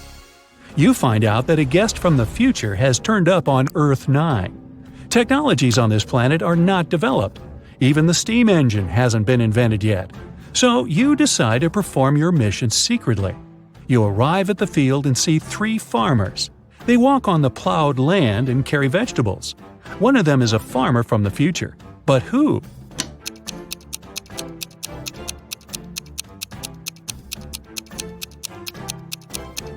Look, that guy is using a plastic bag. You send him to his time and are about to fly away. But then, you notice something strange. 3 billion people live on Earth 9, and all of them are supposed to look different. But for some reason, they're identical in appearance. You see 3 billion farmers working in one huge field. You have a powerful sense of smell, and you feel that the inhabitants of this planet aren't human. They smell like nothing. Take a look at this army of farmers and find out who they are.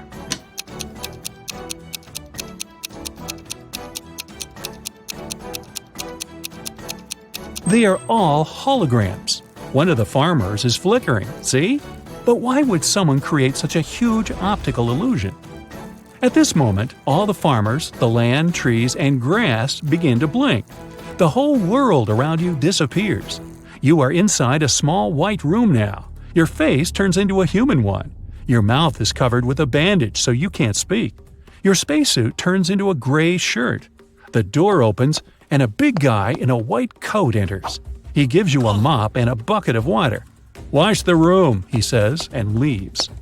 You don't remember who you are or how you got here. You need to find out what's going on. But first, you need to know what you look like. How can you figure it out in a white room without any glass surfaces, mirrors, and windows?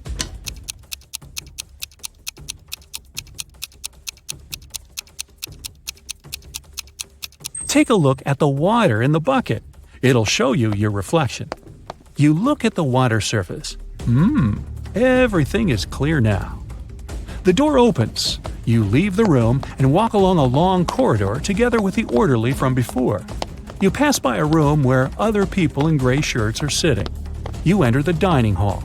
The cook pours you some water and gives you a pink donut. "Lunch," he says. The orderly removes the bandage from your mouth. You bite into a donut. It has no taste at all. At this point, you realize that everything around you is a hallucination. You're on the planet Sterilium under the telepathic influence of its inhabitants. But how did you understand this?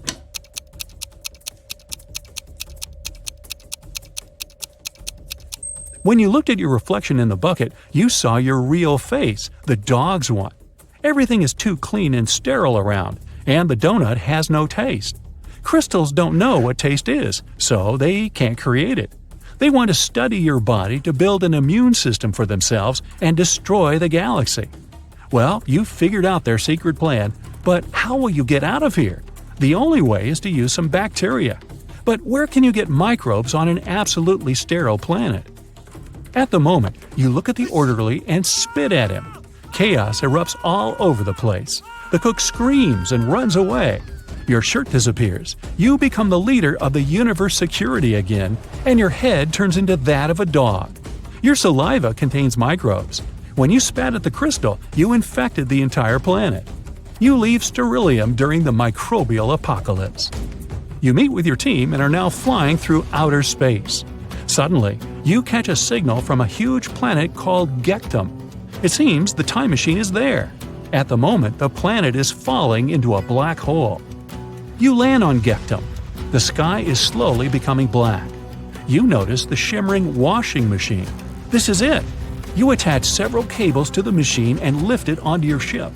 The gravitational force of the black hole is growing. Your ship doesn't have enough power to leave this place. What should you do?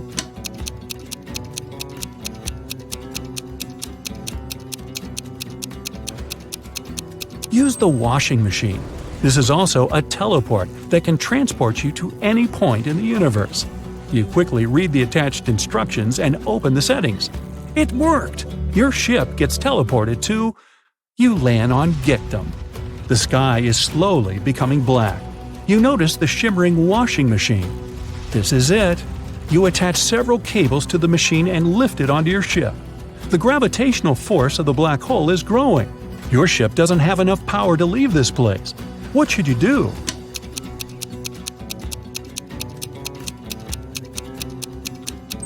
Use the washing machine. This is also a teleport that can transport you to any point in the universe. You quickly read the attached instructions and open the settings. It worked! Your ship gets teleported to… Wait, what's going on?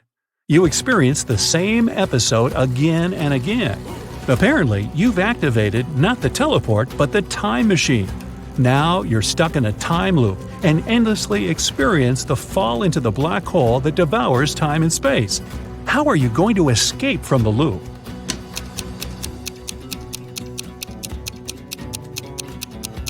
You throw the machine into the black hole. The time teleport is destroyed. You've saved the universe. But you're still falling into the black hole together with the planet. To leave it, you need a tug. At this moment, 3 spaceships enter Gectum's orbit. Each of them releases a gravitational beam that can drag you off the planet. Among the 3 ships, only one is friendly and really wants to help you. Which one will you choose? Think fast, the black hole is about to gobble you up.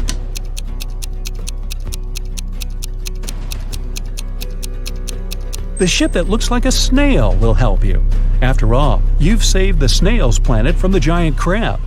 The big spaceship pulls your star poodle away from the incredible force of gravity. You find yourself in open space and fly away from the black hole as fast as you can. The universe is saved. Now it's time to see your score. 0 to 2 points. Maybe you can save a planet or two, but rescuing a galaxy or the entire universe is still too much for you. 3 to 6 points. Not bad. You can protect the universe, but only from small threats. Sometimes you still feel existential horror because of the impending space problems. 7 to 9 points. You deserve your place on the team of the universe security. But you need to remember that you can't save worlds without your colleagues' help. 10 to 11 points. The universe always needs you.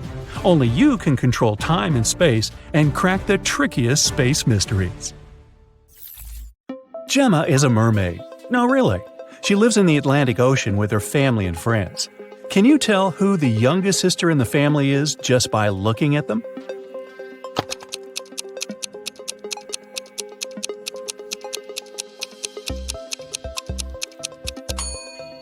Take a look at the granny mermaid.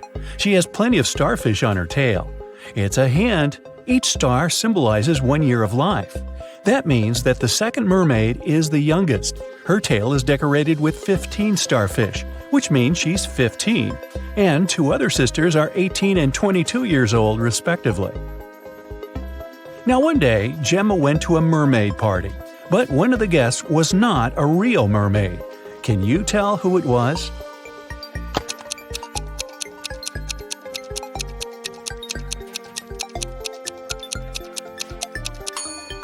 This shark over there is not a mermaid. Gemma's mother, Fiona, owns a cute one-story jewelry store for mermaids. She came to her store early in the morning and found out that the most expensive necklace had been stolen. She called the underwater police. Detective Fisher arrived and questioned Fiona. "I closed the store at 10 p.m. and went home. The pearl necklace was still right there." Detective Fisher identified 3 suspects. The owner of the store next door said, "I closed my door at 8 p.m. and went home right after that." The guard said, "I was on duty last night. Perhaps the thief snuck into the store when I was patrolling another floor."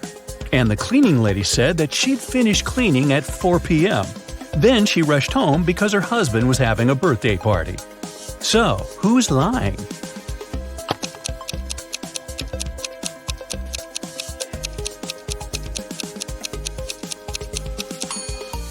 The guard.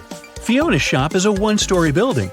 He couldn't be on another floor when the necklace was stolen. There's no other floor. Gemma was swimming with dolphins and reached the surface of the ocean. Suddenly, she noticed two handsome guys, Nick and Rick, and they were both in trouble. Which guy should Gemma save first?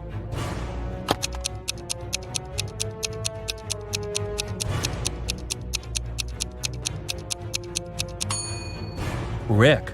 Although this wooden boat is a bit flooded with water, it's still okay, and Nick can scoop the water out. But this inflatable boat is damaged. Rick will soon find himself in the water, and a shark is nearby. Gemma saved both guys and brought them to the shore. Nick grabbed his phone and took her picture without permission. Gemma asked him to delete the photo because merfolk didn't want people to know about them. Nick said, "Okay, I'll delete the evidence, but first you gotta crack my riddle. Salty water everywhere but not sea in sight. What am I talking about? Can you help Gemma?"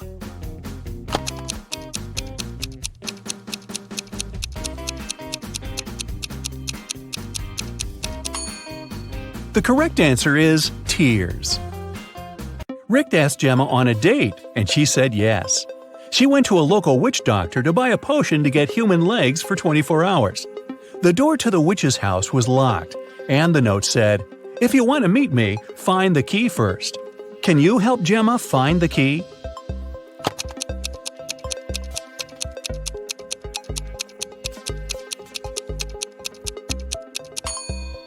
Here it is. Gemma opened the door with the key and found another door that required a password. There was a note on the door. What has 88 keys but cannot open a single door? Can you help Gemma crack the code?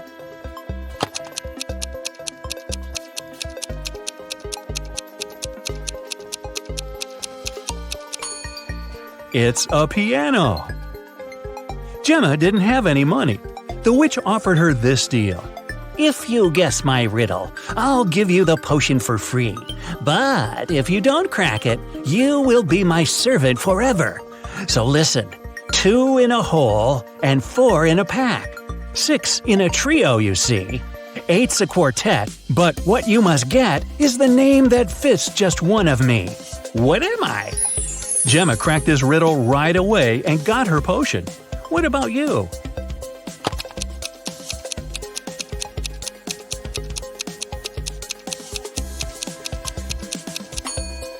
The correct answer is half.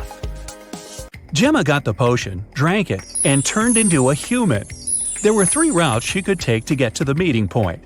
The first path led through a village inhabited by vampires. The second path is full of toxic flowers that could make her lose her mind. And the third path went through an enchanted forest that blocked all magic and canceled all previous spells. Which way should Gemma choose?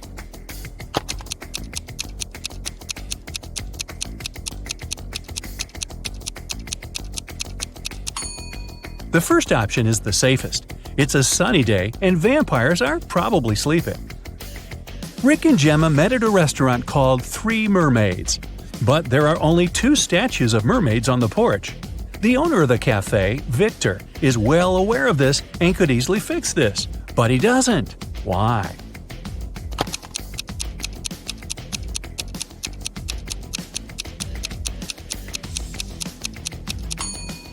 This is his business strategy. Passers-by notice the mistake, enter the restaurant to inform the owner, and often stay for lunch. Rick is a detective at the police station. During his dinner with Gemma, he received an urgent call from work. Jeff, a country house owner, said that his housekeeper had tried to get rid of him. The night before, the housekeeper gave him an apple for dessert. The man took a bite and passed out. He woke up the next morning and immediately called the police. Rick and Gemma went to the crime scene. The housekeeper denied everything.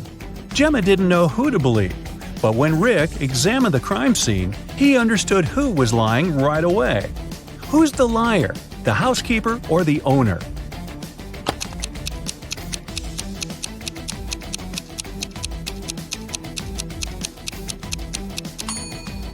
The owner said he'd eaten a poison apple. So if it happened the day before, this apple must be brown now. But it's not. The man must have bitten into it just before calling the police. Gemma didn't notice this clue because she doesn't live on land. Rick and Gemma decided to have a picnic in a sunflower field. But something's wrong here. Can you tell what exactly?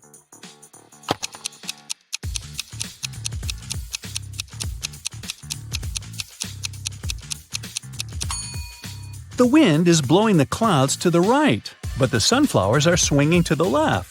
That's impossible. Gemma fell asleep in the field. When she woke up, Rick was gone.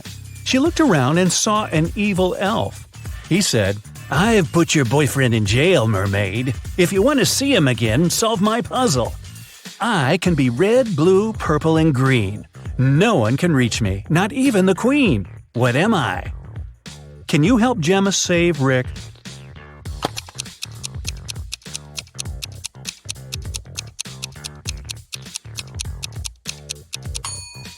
The correct answer is rainbow. The elf took Gemma to his secret lab. He said, "I've cloned your boyfriend so we don't need him anymore. Now you may take him home. Unfortunately, I don't remember which of them is the real Rick, but you know better. Can you help Gemma decide which of these guys is her Rick?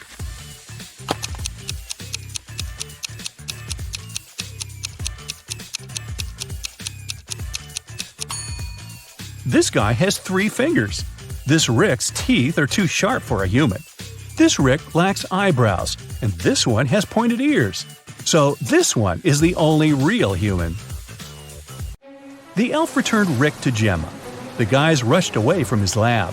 It began to rain, and they decided to hide in an old, creepy castle. When they entered the building, they saw a beautiful fountain. That's when Rick and Gemma realized that they were not alone. There were many ghosts in this castle. Can you figure out the exact number?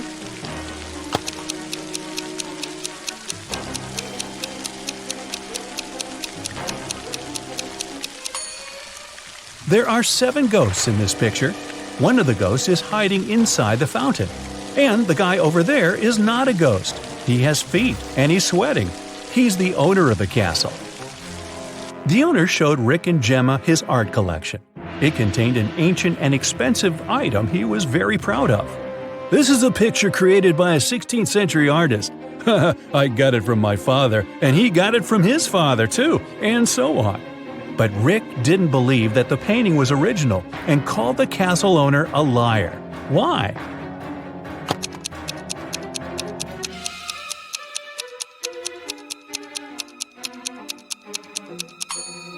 See this plastic cup? It couldn't exist in the 16th century. Well, it stopped raining and the guys decided to leave the castle. But the door had disappeared. The owner of the castle was very angry and offered them only 3 options to escape. There was a tunnel with a fire burning inside behind the first door. Dangerous, angry snakes were waiting behind the second door. And there was a portal leading to a black hole behind the third door. Which door should Gemma and Rick choose?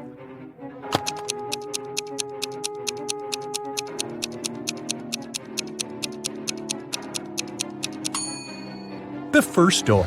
They can put the fire out using the water from the fountain and vases from this shelf. Rick and Gemma went to the beach because the 24-hour spell was coming to an end. Gemma had to return to the Sea Kingdom. Suddenly, the Wicked Witch appeared out of nowhere and said, "You guys are so cute. I don't want you to be apart. If you manage to solve my riddle, I'll turn Gemma into a human for good. Here's your task. How to poke a balloon without popping it." What do you think?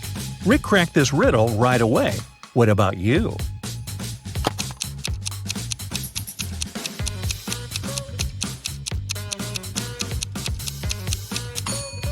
The correct way to do it is by letting the air out of the balloon first.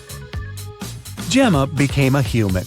Rick was very glad and invited her to go on vacation right away. They arrived at the airport, but suddenly an elegant lady began to shout. Someone had snatched her super expensive bag. Rick reacted quickly.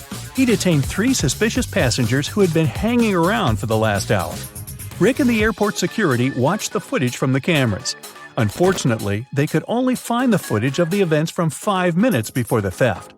So, who's the criminal?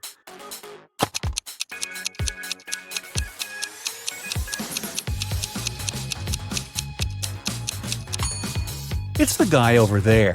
The elderly woman's bag only looks bigger because she put her jacket inside.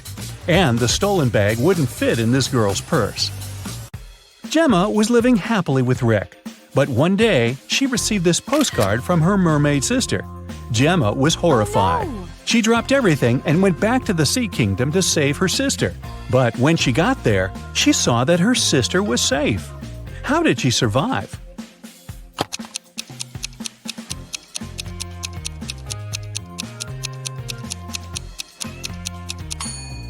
See these theater curtains in the picture? It was a show for the inhabitants of the sea. Well, that figures. Are you ready to dive into sci-fi madness? Let's go! Somewhere in outer space, a show has just begun on a giant asteroid. A glowing star guy is reading poetry. His viewers are little stone people. The artist is saying beautiful words with passion.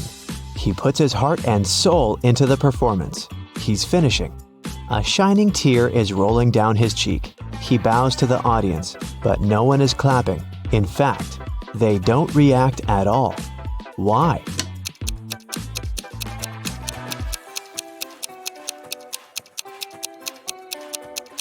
Because this is outer space. There's no sound here. Somewhere in the vast valleys of Mars, races on rovers are taking place.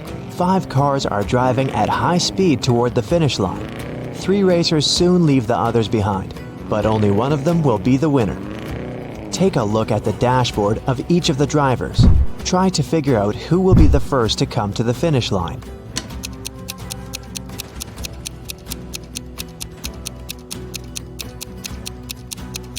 The speedometer arrow on the first rider's dashboard shows the maximum speed, but he won't win because the fuel indicator is flashing. The second racer seems to be fine, but look at the mirror. No one is reflected there. The car is moving without a driver. The third driver will win. Each of these 3 friends is going on a journey. They have already packed their suitcases and filled the tanks of their spaceships. This guy says he wants to visit Neptune. That girl is going to check on her friends who live on Mars. This man is flying to Venus.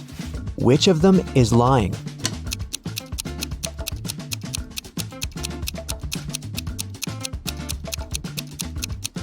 Venus is very close to the sun. It's a scorching hot place. And this man is wearing warm clothes. He's probably lying. Show me your hands! The head of the Department of Extraterrestrial Beings screams. 3 detainees are sitting at the table. One of them is not human. Look at their hands. Who do you think is an imposter from another planet?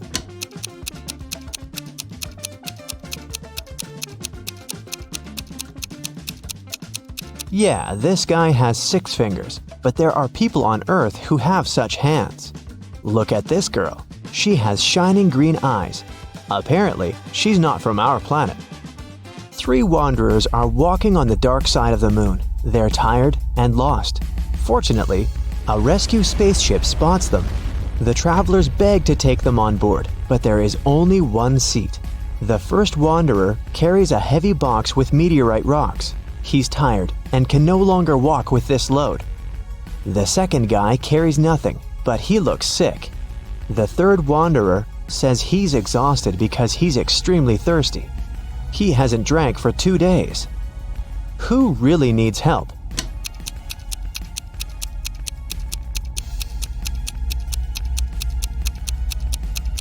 Gravity is much weaker on the moon than on Earth, so the first wanderer's box should be quite light. He just pretends to be tired. The third wanderer has a chance to get some water. Do you see a small rescue station in the distance? H2O is written on it, so he can find water there. But the second wanderer really needs help. The indicator on his spacesuit signals a low oxygen level. The inhabitants of Planet Quest love adventures. Their favorite place is a dangerous park on a desert planet near a black hole. So one guy named Lup goes there. He needs to try to survive there for 1 week. As soon as he arrives at the park, he comes across a space cockroach that has 6 heads. The cockroach jumps on Lup and bites him with one of its heads. Lup fights off the monster and gets back to the ship. The bite is venomous, but fortunately, Lup has an antidote. First, he needs to drink one pill that contains medicine, and after that, a catalyst that activates the cure. Then, Lup needs to repeat it 2 hours later. But the problem is the pills with the medicine and catalyst look similar, and Lup has mixed them in his pocket. He can't take 4 tablets at once because it's dangerous, so how can he separate them?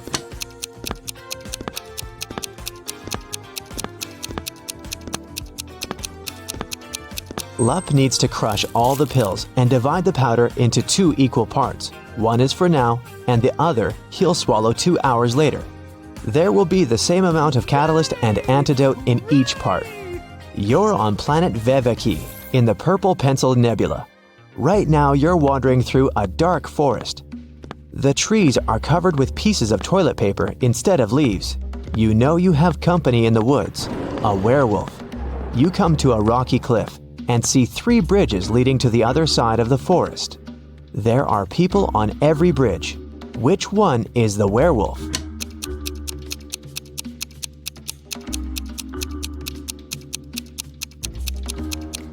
It can be anybody, but it doesn't matter. No one can turn into a werewolf since there's no full moon here. This is not Earth, remember? A dwarf planet illuminates the sky. Welcome to the moon again. Right now, you witness the most incredible jumping competition. Thanks to the weak gravity on Earth's natural satellite, athletes can jump really high. But which of them will jump the highest? The participants put on their spacesuits and walk out of the atmospheric station. They seem to be ready. 3, 2, 1, jump! And we see the winner. She's jumped much higher than her opponents. But wait, there's something wrong here. This participant is not worthy of the title of the winner. She cheated. But how did you understand that?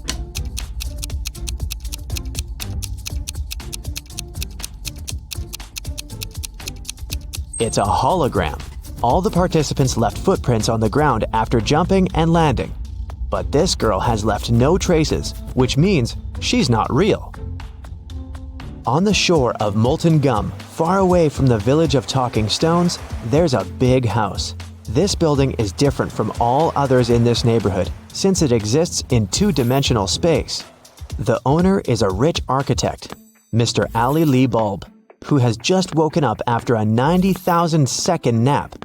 He finds a broken diamond banana in the kitchen. Mr. Ali Lee Bulb gets angry and calls everyone who was in the house while he was sleeping. He's going to find out who broke his amazing piece of jewelry. Big closed eye, cardboard giraffe with glasses, and 3-headed pelican come into the living room. Tell me who broke the banana. Mr. Ali Lee Bulb says. I didn't do that. I was visiting rich old people in their dreams, Big Closed Eye tells him. I was watching the Liquid Laughter 3D movie in the living room all this time, the giraffe says. I have no idea who I am and what's going on here. I haven't touched your banana, said one of the pelican's heads. Mr. Ali Lee Bulb immediately realizes who's lied to him. And you?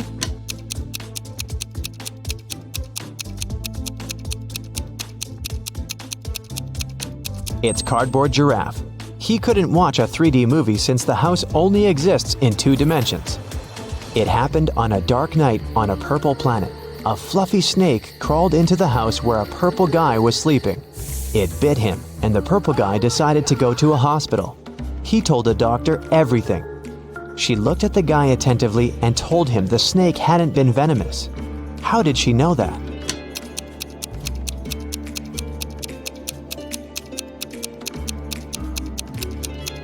It was 3:45 a.m. on the clock in the guy's room. Now it's 11:45 p.m. on the clock in the examination room. The purple guy has spent almost a day trying to get to the hospital. So far, nothing bad has happened to him, which means the snake was not poisonous. The king of a tiny planet has no heirs. But then, who will become the ruler of this world?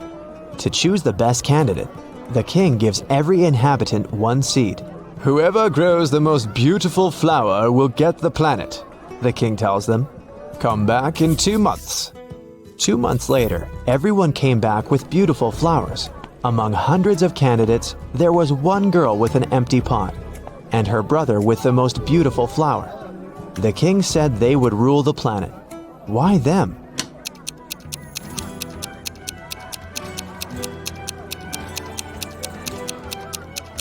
All the seeds were fake, and the girl didn't want to deceive the king by replacing the seed.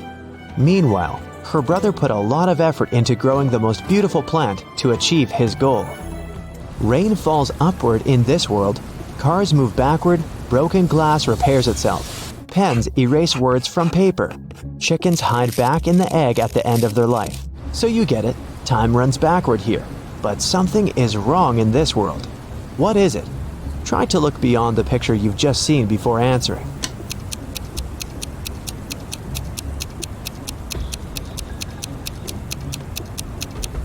The correct answer is my voice. It's not reversed. Space monsters are chasing you inside an abandoned space station somewhere at the edge of a faraway galaxy. They're stretching their toothy tentacles towards you. Fortunately, you manage to jump into a rescue ship and get out of there. Suddenly, you realize that the ship has no brakes. There's an asteroid belt to your left. A small black hole is on the right, and a red star is in the middle. Which way should you choose?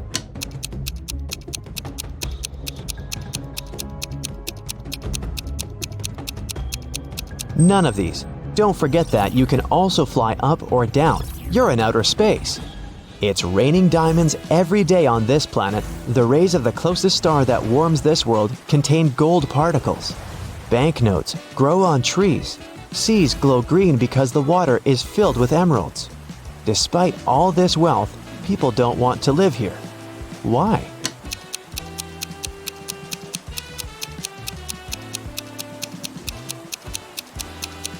Gold particles in the air can damage human lungs within seconds. Money trees don't produce oxygen, and there are no fish in the water because of the emeralds. People simply can't exist there. Mark and Jane got married and flew off to a paradise island to spend their honeymoon there. But something went wrong. After the couple checked into their hotel, Jane suddenly disappeared. The hotel owner announced that Mark would have to play a game to get his wife back. If he won, they'd get a big cash prize that would cover the cost of their honeymoon. Mark had to agree. The host gave him a special jacket and said, "Tomorrow at sunrise, you'll only have time till sunset to finish all the tasks and save your wife." Mark will need your help to solve all the riddles and get his wife back, so stick around to help him. The next day at sunrise, Mark finds himself near the entrance of a huge labyrinth.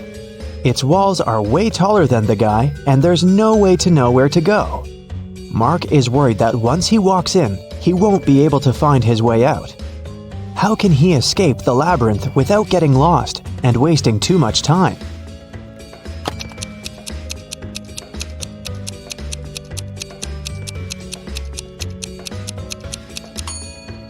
There's one strategy to escape any labyrinth. Mark should put his right hand on the right wall and go forward, touching it at all times.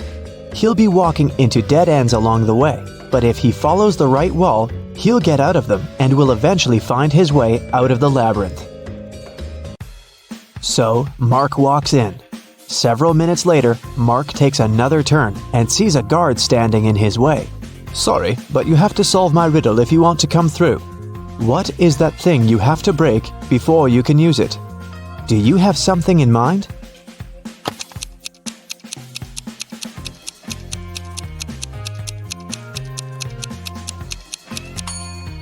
That's an egg. The guard says nothing, just moves to the side, letting Mark pass. Again, his right hand on the right wall. He's moving further. 20 minutes later, the guy sees a locked door on his way. There are 5 buttons on the door, but only one of them will let Mark pass.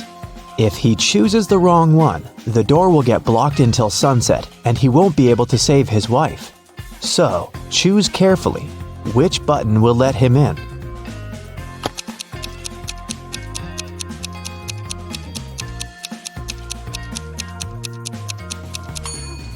There's something special about almost all these buttons. The first one, unlike others, doesn't have an outline. The second one is of a different shape. The third button is of a different color. And the last one is smaller than all the others. Only the fourth button doesn't have any distinctions.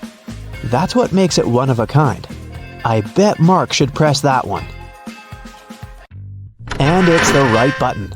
The door clicks open and Mark steps through. His right hand is on the wall and off he goes. Apparently, it's time for breakfast. Mark comes up to the table. There are 3 apples, but only one of them is safe to eat. The other 2 are poisonous. Unfortunately, Mark can't skip breakfast. Which apple should he eat?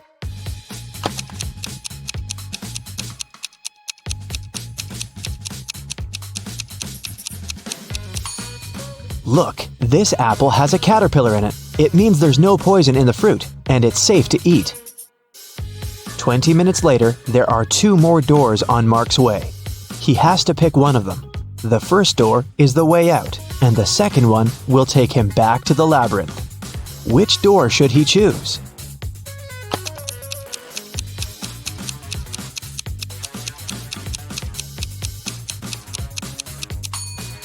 Look, there's some light coming from under the door. It must be the way out. Mark puts his hand on the doorknob, and it's the right choice. He's out, and a thick forest surrounds him. The view is beautiful, but he should get moving. He's running out of time. Where should he go next? He sees 3 signs, but the letters are mixed up. Can you figure out which way Mark should choose?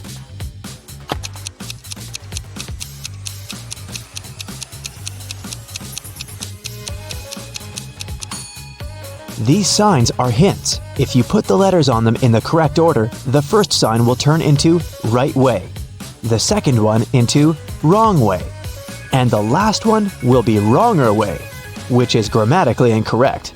Anyways, I guess Mark should opt for the left direction. Sometime later, Mark stumbles across a big old castle. He should enter it and see what's happening there. He comes up to the door, but it's locked. It requires a password. Here's a sequence of numbers. 4 more digits must be added to it. Can you guess which ones?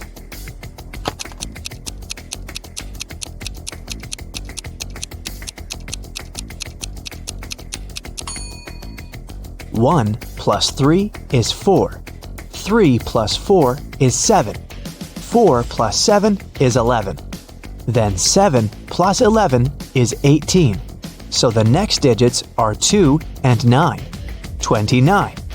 Because that's 11 plus 18. And 18 plus 29 gives us 47, which is 4 and 7. The password is 2947. And this is the right answer. The door clicks open, and Mark walks into a dark and dusty corridor. But once he takes a step, he moves a string on the floor, and a metal cage falls down, trapping him inside. Luckily, there's a way to deal with it. On the wall, the guy sees 3 buttons and an instruction. If Mark presses the blue button, the cage will be filled with water and will only open in 10 minutes. Just an FYI, the average person can survive without air for 3 to 4 minutes at most. The green button will open all the cages at the same time. But look around, there's one more cage in the room, and inside that cage, a hungry wolf is pacing.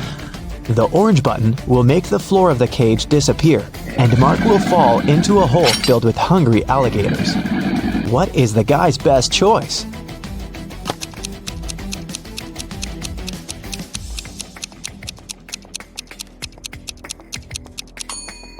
Seriously, there's no need to try anything risky. If Mark hits the blue button, the water will just go through the bars of the cage, and in 10 minutes, Mark will be free to go. Soon, the cage opens. Mark sees a long corridor with many turns. Mark's task is to figure out which turn is the one he needs. But it's not that hard. The guy is actually inside an art gallery with paintings on the wall. After every turn, he can see 2 pictures. Mark should just follow the original paintings. He will need your help to tell them apart. Okay, here's the first one. Which one is the original?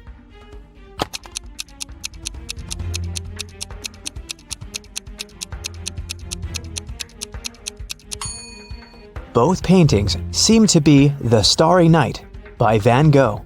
But look, in one of these pictures, there's a couple of planes in the sky. Van Gogh definitely didn't paint that, so this one must be the replica, so Mark should better choose the other turn. Another turn, another choice. This time, it's Girl with a Pearl Earring by Johannes Vermeer. Which one is the original?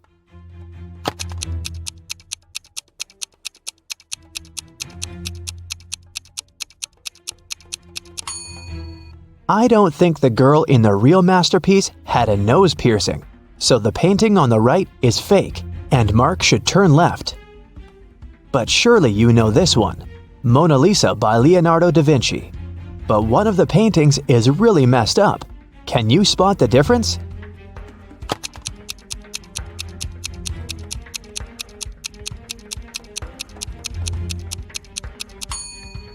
Look, in the right picture, you can see some cars on the road behind the woman's back. I think Mark should turn left. This is The Persistence of Memory by Salvador Dali. Which painting is a replica?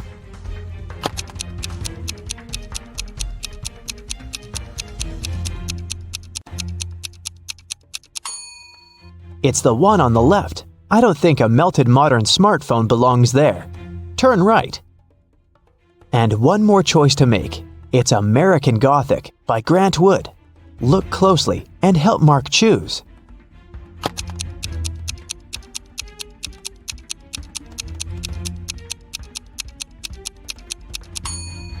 The man in the right picture has tattoos on his knuckles, which makes the painting fake, so Mark should turn left. He finds himself in a dark hallway, lit by several torches. There are 3 doors. Each of them can lead Mark to the place he needs, but behind each door, there's something dangerous. The instruction on the wall says that behind the first one, there's an iron block equipped with a movement sensor. It crushes everyone who enters. Behind the second door, there's an electric shocker that never misses. Behind the third door, there's shattered glass all over the floor. Which way should Mark choose?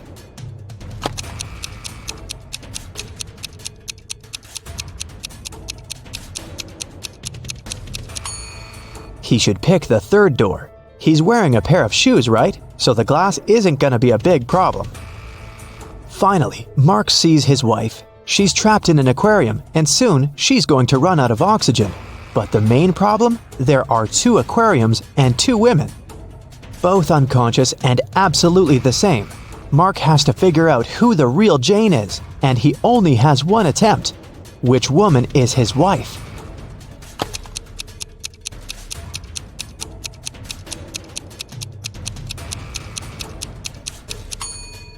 Look, one of the women has an M tattooed on her wrist. M stands for Mark. It must be the guy's wife. He rushed towards her and takes her out of the water. Half a minute later, she comes back to her senses. They have to get out now. Once again, there are 3 ways out. Behind the first door, there is a hungry wolf. Behind the second door, the floor is burning. This time, wearing shoes can't help much. Behind the third door, the room is filled with toxic gas. How can the couple get out?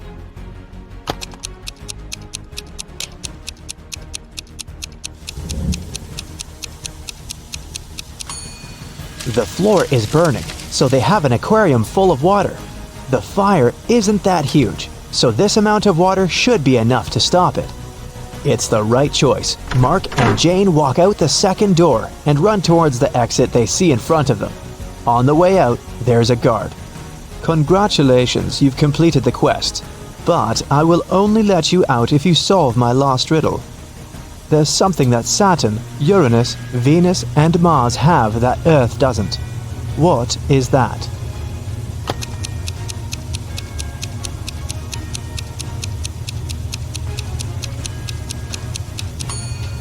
It's the letter S. As simple as that. A wealthy man, Mr. Johnson, had a precious vase that he valued more than all other belongings. One day, the vase disappeared. The man was miserable. An hour after he discovered it was missing, he got a message. If you don't come here in 10 minutes with $100,000, your vase will be broken. There was a photo attached to the message. Mr. Johnson realized it was some hotel. In that area, there were 3 of them: the Hero of California, Hummingbird, and Youth Hostel. Where should the man go?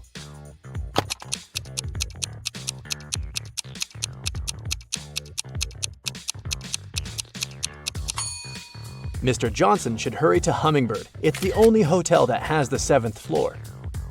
Amanda was in the middle of a burning room. The only window was small and too high for the woman to reach. There was also nothing to climb or stand on. There was no rope, neither was there a door. And still, in a matter of seconds, Amanda was outside. How is it possible?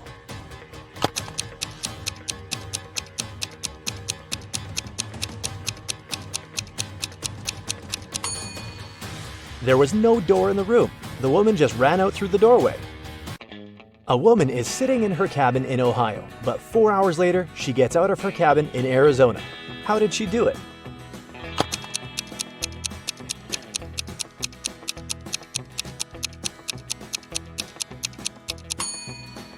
The woman is a pilot, and the cabin is actually the cockpit of the plane she flies. One night, Kevin broke into a rich house. He knew its owner had just bought a unique diamond. The thief managed to get through one of the trickiest security systems he'd ever seen. And here it was, the diamond.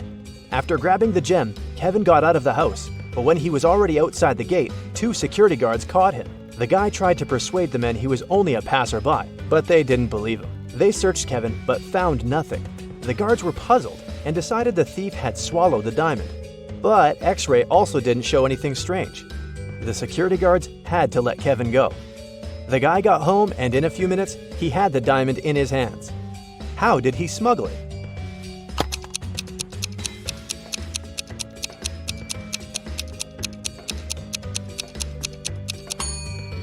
When Kevin broke into the house, he wasn't alone.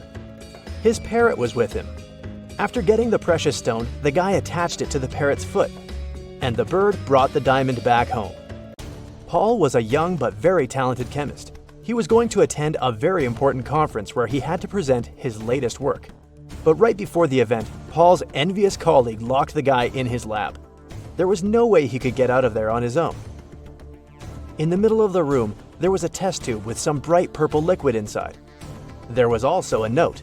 This mixture will blow up in 1 minute. You've got only one chance to neutralize it with one of these ingredients. If you add the correct one, the reaction will stop. Here's the clue you'll need to figure out the needed ingredient. HIJKLMNO.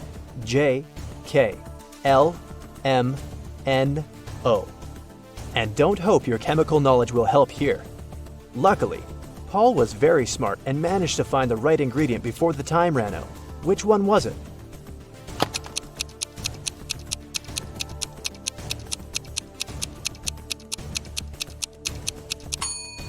It's a row of letters from H to O. It means the needed ingredient is H2O, which is water. 2 identical vans were crossing the bridge when it collapsed. The car fell into the water and started to sink. Luckily, the drivers were unharmed. But they had to find the way to the surface really fast because the vans started to fill with water. One of the men began to push the driver's door, and the other was trying to open the side door. Who has the higher chances of survival?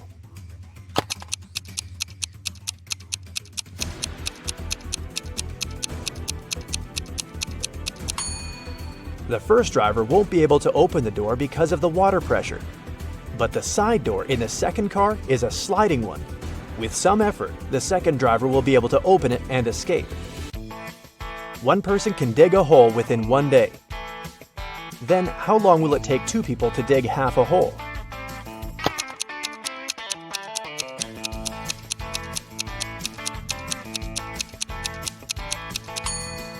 There's no such thing as half a hole. Look at these pictures and try to figure out which mirror is magical.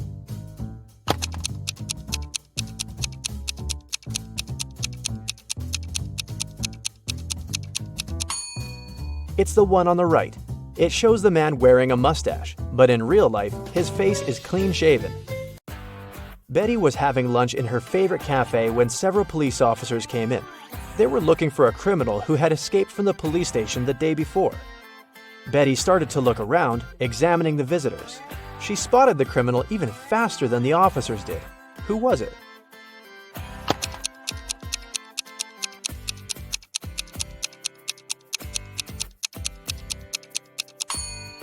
Look at the barman. He's wearing handcuffs. Daniel wanted to go to the seaside with his friends in the summer, but his father reminded the guy he'd promised to help in his parents' store. When the man saw how upset his son was, he offered him a deal. Daniel had to solve several riddles, and then he'd be free to go and have fun with his friends. So, our customers often ask us to sell them something that's full of holes but can still hold water. What should we offer them? After a while, Daniel found the right answer. What's this mysterious thing?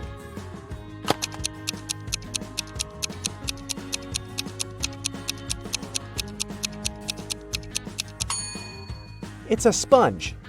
Daniel's father continued, I'm thinking of introducing a new method of pricing the things we sell. Socks will cost $20. A tie will be $12. You'll have to pay $28 for a sweater. And a coat will cost $16. Based on this pricing method, how much will be a t-shirt? Do you know the answer?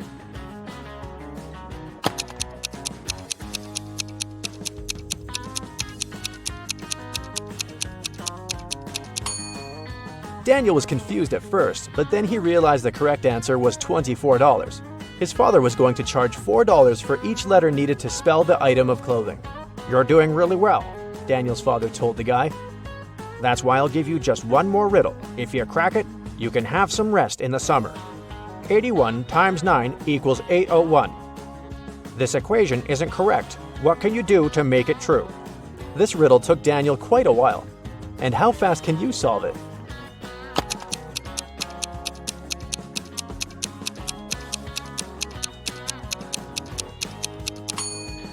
All Daniel had to do was turn the equation upside down. Luckily, the guy managed to figure it out. He got 108 equals 6 times 18. Jason was a courier who regularly delivered food and other stuff to Mrs. Brown. The elderly lady really liked him a lot. She trusted him enough to let the guy use her spare key. The lady kept it under her doormat. When Mrs. Brown was away, Jason would take this key and leave everything he brought inside. One day, the guy came to the woman's house and found out the key wasn't in its usual place. He rang the bell, and a man he'd never seen before opened the door. I'm an electrician, he said. I was fixing some lighting problems in the living room, and the elderly lady is resting now. Jason immediately called the police. Why?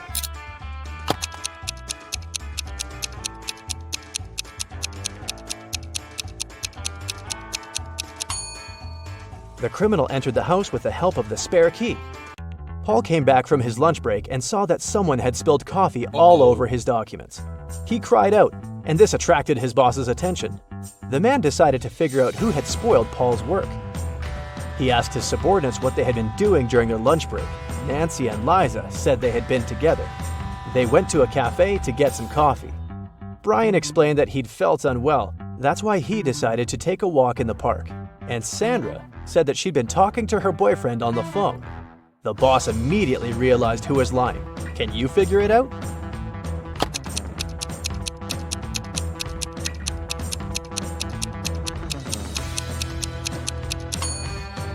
It was Sandra. There's a sign on the wall that prohibits the employees to use their phones in the office. It means the girl couldn't be speaking with her boyfriend.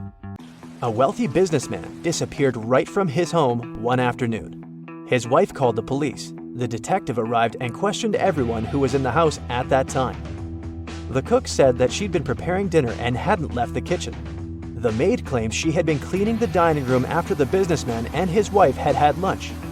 And the wife said that after lunch, she'd been sunbathing and swimming in the pool.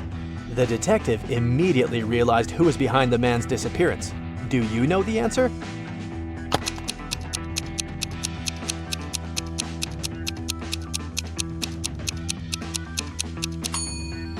It was the wife. Look outside. It's late fall and there's no water in the swimming pool. Jeffrey was on a plane, ready to have his first parachute jump, when he started to panic. Without putting on his parachute, the guy jumped out of the plane, and still, he remained absolutely unharmed. How is it possible?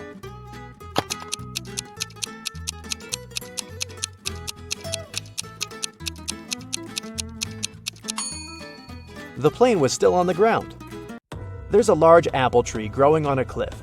If a powerful wind is blowing towards the land, where will the apples fall?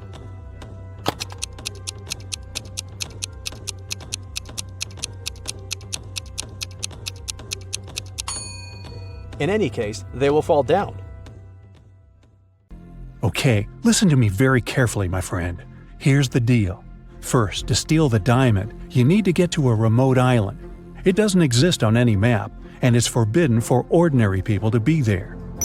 The diamond is in the heart of this place, inside a well-guarded deep underground bunker. It's impossible to get there through the main entrance. But lucky you, there's also a secret jail on the island. You can get there as a prisoner and then escape through the underground tunnel. That tunnel will lead you into the bunker. Then you should find the diamond. You'll have very little time for the whole operation. When you're done, a boat will be waiting for you in the southern part of the island.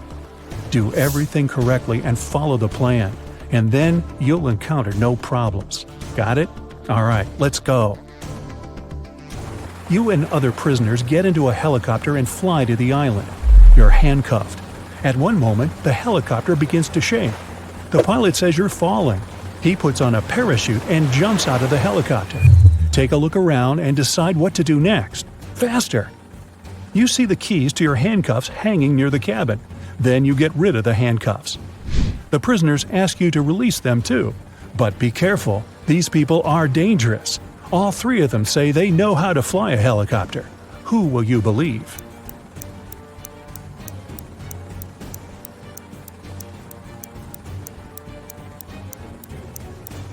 That guy with a tattoo with a helicopter on his leg.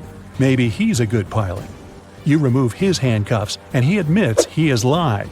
None of these people knows how to fly a helicopter. There's only one parachute left. The prisoner pushes you to the side, grabs the parachute, and jumps out of the falling helicopter. You decide to release the other prisoners too. What will you do next? Jump without a parachute? Try to land the helicopter on your own?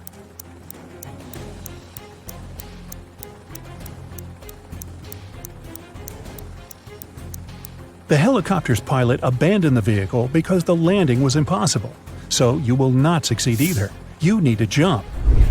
You have been flying over the ocean, remember? Also, the helicopter is falling, so the height isn't that great.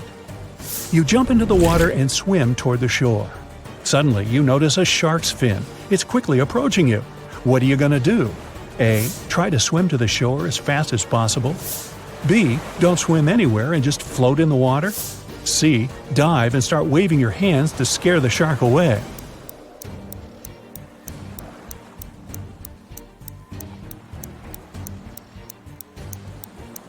You need to stop. If you start swimming away, the shark will begin chasing you. Breathe in a lot of air and try not to make unnecessary movements. The shark will leave soon. But if it attacks, you'll have to attack back. Its gills and eyes are the animal's weak spots. Fortunately, the shark doesn't charge at you. It swims away, and you get to the shore safely. The island's guards are running out of the jungle. One of the prisoners who was with you in the helicopter is hiding in the bushes and invites you to join him. Where will you go?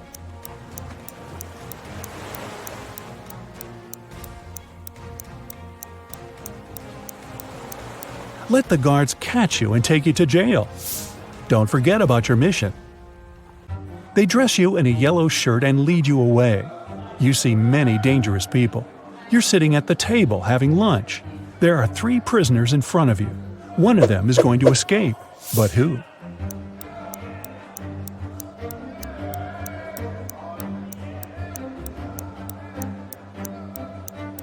That man with a book. A metal file serves him as a bookmark. Today, he will also try to escape.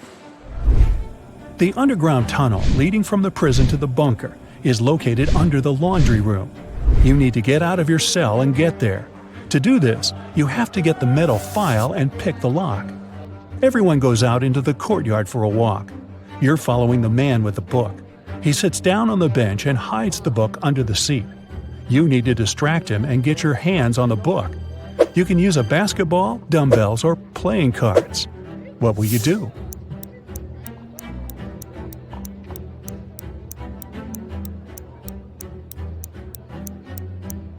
You can offer to work out with the dumbbells or play cards, but it will be difficult for you to get out of his sight. Start playing basketball. Throw the ball far away. The prisoner will run after it. Meanwhile, you'll take the book. So you grab the book but find no file inside. Instead of this, you find some money. It seems this guy has sold the tool to one of the other prisoners. You put the money in your pocket and look around the yard. Which of the prisoners can have the metal file?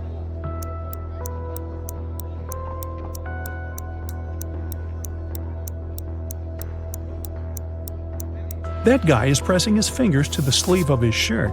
Apparently, he's hiding the tool there. You're about to approach him, but one of the prisoners starts a fight. The guards are trying to prevent a riot. In all this chaos, someone hits you on the head and you lose consciousness. You wake up in a hospital ward. Oh no! You have almost no time left. The doors are locked. Several security guards are walking around. How can you get into the laundry room?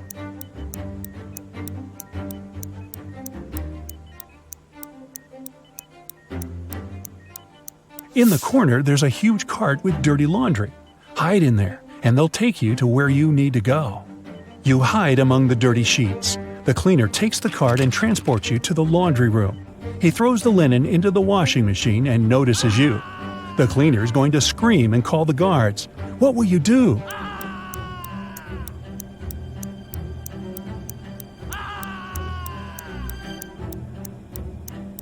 You have some money, remember? You can pay for his silence. You move one of the washing machines and find a hatch under it.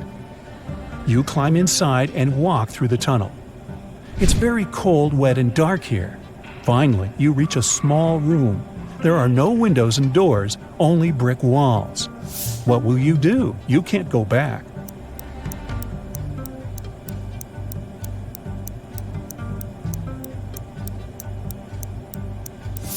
Among all these bricks, there's one sticking out of the wall.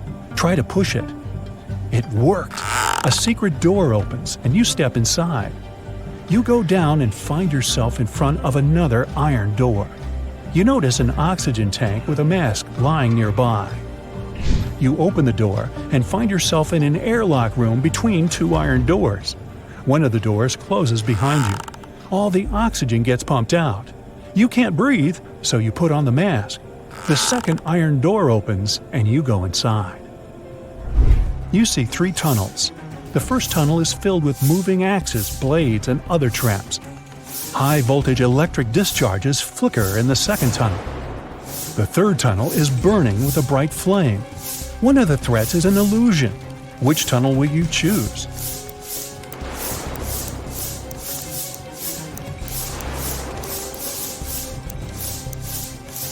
There's no air in the room, which means fire can't burn here. The flame is a hologram. You move on and find yourself in front of a dark room. It's so dark you can't see what's inside. It seems to you that the diamond is there. Stop. What is this diamond? Who gave you this mission? What are you doing here? What's happening? At this moment, some unknown force pushes you forward. You step into the black void and fall. You find yourself floating in outer space. It's so cold and scary here. You feel tiny in the boundless universe. Suddenly, you see something shining. Is it a star or an asteroid? A bright light illuminates the black space around you. Good job, a heavy voice says. You reach out your hand and touch the light. At this moment, at a great speed, you start flying back through space and time. You're falling fast and land in a dirty room. Frightened, you get up and open the door. Oh, yes, sunlight. You finally get out of the bunker and find yourself on the island. There are 2 paths in front of you. One leads to the south, the other to the north. Which one will you choose?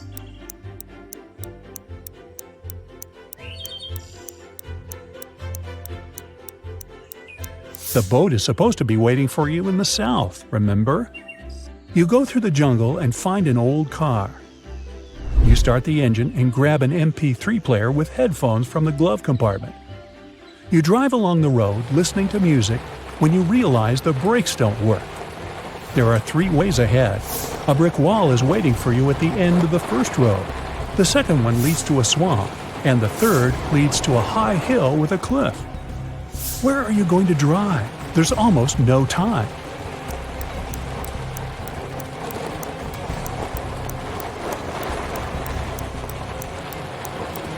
Release the gas pedal and drive up the hill. The car will start slowing down, and soon you'll be able to get out of it. You go through the jungle and find yourself on the shore. There's an old motorboat on the sand. You push it into the water, start the engine, and get in. After traveling for some time, you see rocks with shipwrecks next to them. You slow down and hear beautiful singing coming from the rocks. The singing is beckoning, and you direct your boat right toward the rocks. You're quickly approaching the place and can do nothing to stop the inevitable. What will you do?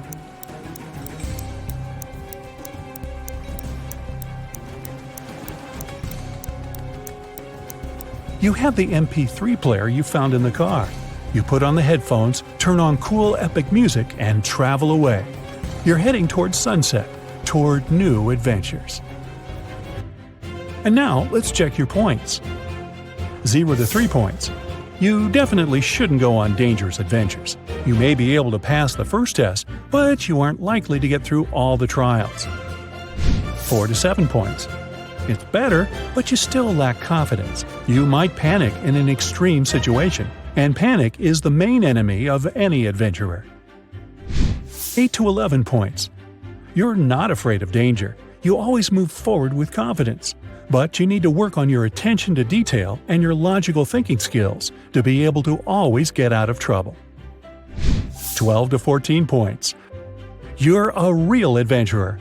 You can handle not only exhausting challenges, but also survive inexplicable strange situations that would drive other people mad. Holly went to the supermarket to buy a watermelon. She found these 4 watermelons, but only one of them is edible. Can you guess which one?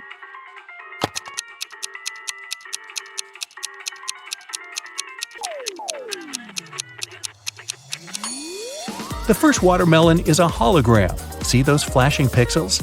The tail of the second watermelon is a green snake, probably not the safest choice. And the fourth watermelon has little cracks. So, Holly should choose the third watermelon.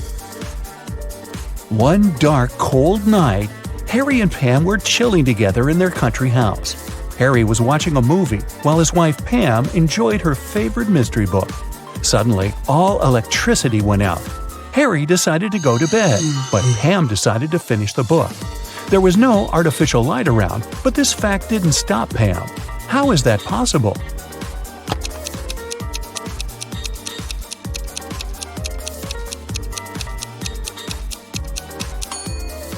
Pam was listening to an audiobook on her phone. It's big on Saturday and Sunday. It's small on Tuesday, Wednesday, and Thursday. It's absent on Monday and Friday. What are we talking about?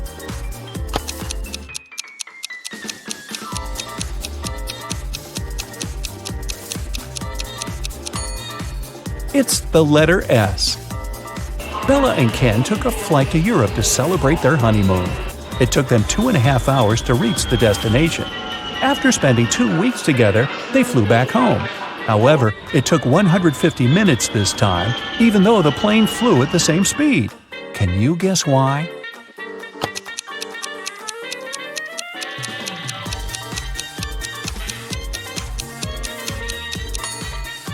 Turns out that 2.5 hours are exactly 150 minutes. Karen went camping in a jungle with her 3 best friends. They had a wonderful dinner and went to sleep. In the morning, Karen woke up first and found out that someone had eaten all the food from the bag. She questioned her friends. Josh said, "I was very tired and fell asleep as soon as my head touched the pillow. I don't know what happened." Leah said, "I left the tent in the middle of the night to go to the toilet. The food was in the bag near the tree where we left it." Wendy said, "I left the tent at night and spent some time stargazing. I ate just 1 chocolate, I swear." Who ate the food?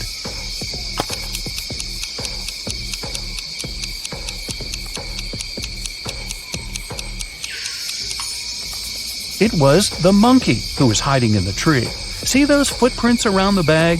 They are definitely not human. Gerald is a college dean. Somebody stole his car this morning. Soon the police found it across the street. The thief hit a pole and escaped. The police interviewed 3 suspects. Holly said, "I was busy having classes all morning. Then I went for a walk with my friends." Brian said, "I was checking the test papers." Rob said, "I skipped classes and spent the day at my girlfriend's studio." Can you guess who stole the car?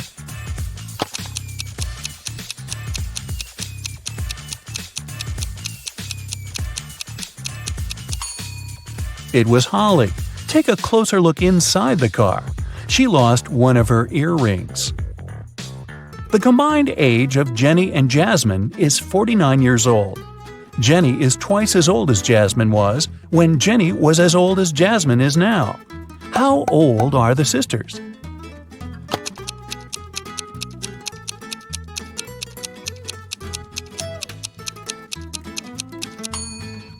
Jenny is 28 and Jasmine is 21. Lisa likes grapes but not potatoes. She likes squash but not lettuce. Also, she likes peas but not onions.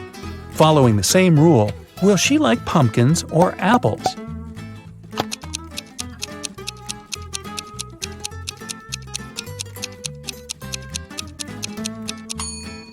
Pumpkins, because Lisa only prefers things that grow on vines. Which of the following words don't belong to this group and why?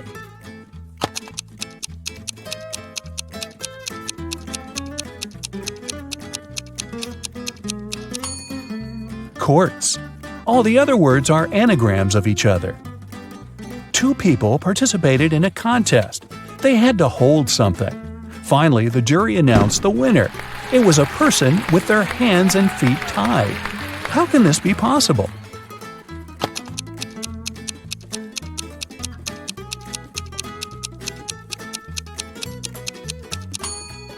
It's all simple. The contestants had to hold their breath, and the tied person managed to hold it the longest.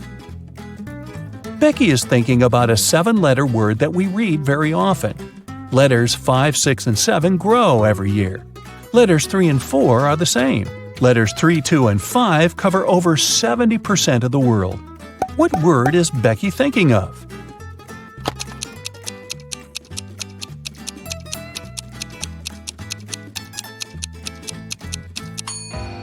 The correct answer is message.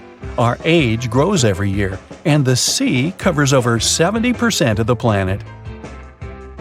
Amy is looking at Nick, and Nick is looking at Mia. Amy is married, and Mia is not. Is a married person looking at the unmarried person? Will you go with a yes or a no? Or is this information insufficient?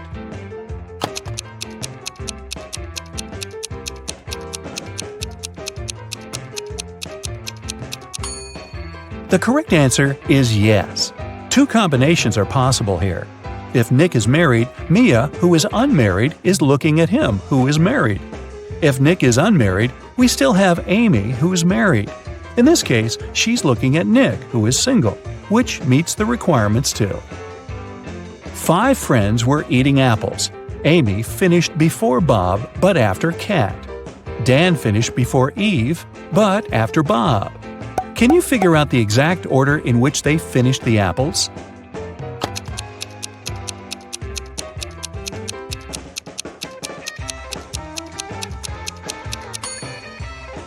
Kat, Amy, Bob, Dan, and Eve.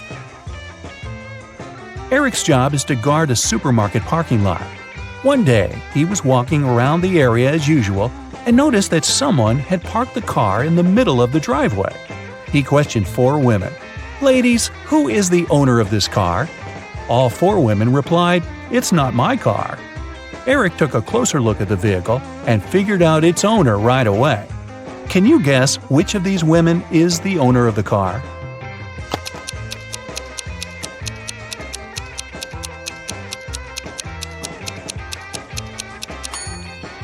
It's the First Lady. She's the only person who's not wearing a bag. Her bag is in the car. Peter came home in the evening and found his car wrecked. His 3 roommates were there. Peter decided to find out who was guilty, so he questioned them. Josh replied, "I didn't touch your car. I was walking the dog." Mike said, "That wasn't me. I was playing football with my friend." And Will said, "Nothing special happened today. I was just hanging out with our neighbors." Can you spot the liar?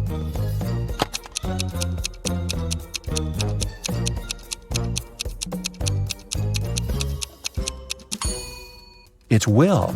He said he'd visited the neighbors, but nobody lives in this abandoned house.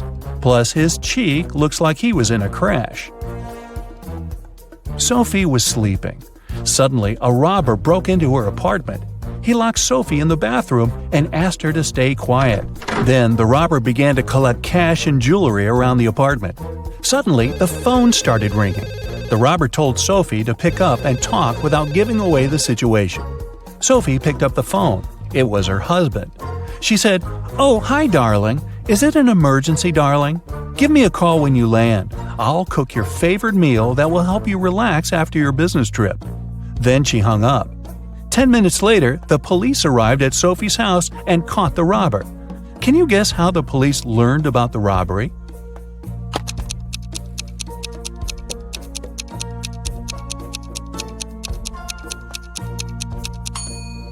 Sophie played with the mute buttons. She pressed mute on specific parts of her conversation to make her husband only hear "emergency," "call," and "help." And he called the police right away. Rick woke up in a weird basement and saw 3 doors. He has only one chance to escape. If he enters one of the doors, he won't be able to use them again. The first door leads to a room with high-voltage wires hanging above the wet floor. Behind the second door, there's a room filled with water and piranhas swimming in it. The third door leads to a space where flesh-melting acid rain is falling from the ceiling. Which door is more or less safe to enter?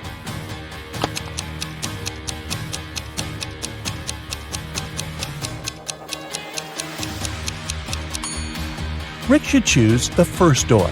He'll be okay if he won't let his body come in contact with the wires and the wet floor at the same time. Jerry called his wife Robin and told her that he would be home by 7 o'clock. They didn't plan anything special for that evening, but when he arrived at 2 minutes past 7, Robin was furious. Why was she so angry? Any ideas?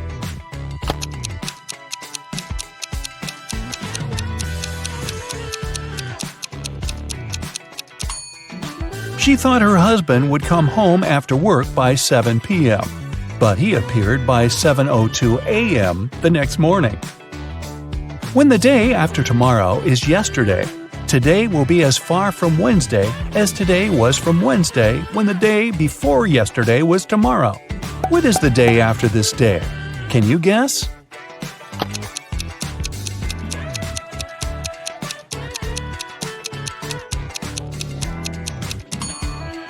It's Thursday. Harry and Barry are 2 magicians performing this evening in 2 nightclubs on the same street. But one of them is fake. Can you guess who?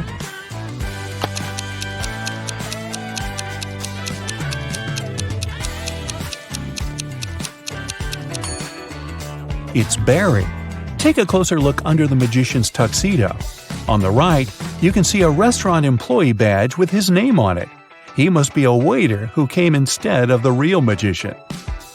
A monkey, a squirrel, and a bird are racing to the top of a coconut tree. Who will get the banana first, the monkey, the squirrel, or the bird?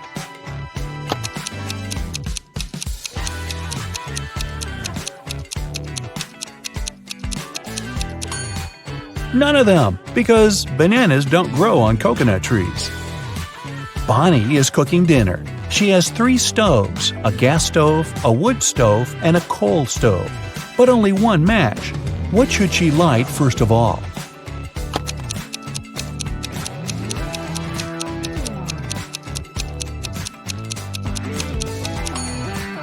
The match! You are a bus driver. 9 people get on the bus, and 3 people get on. Then 2 more people get on, and another 1 gets off. Finally, 4 more people get on, and 2 get off again. How old is the bus driver?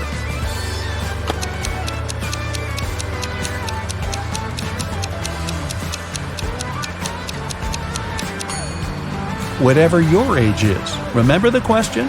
You're the driver.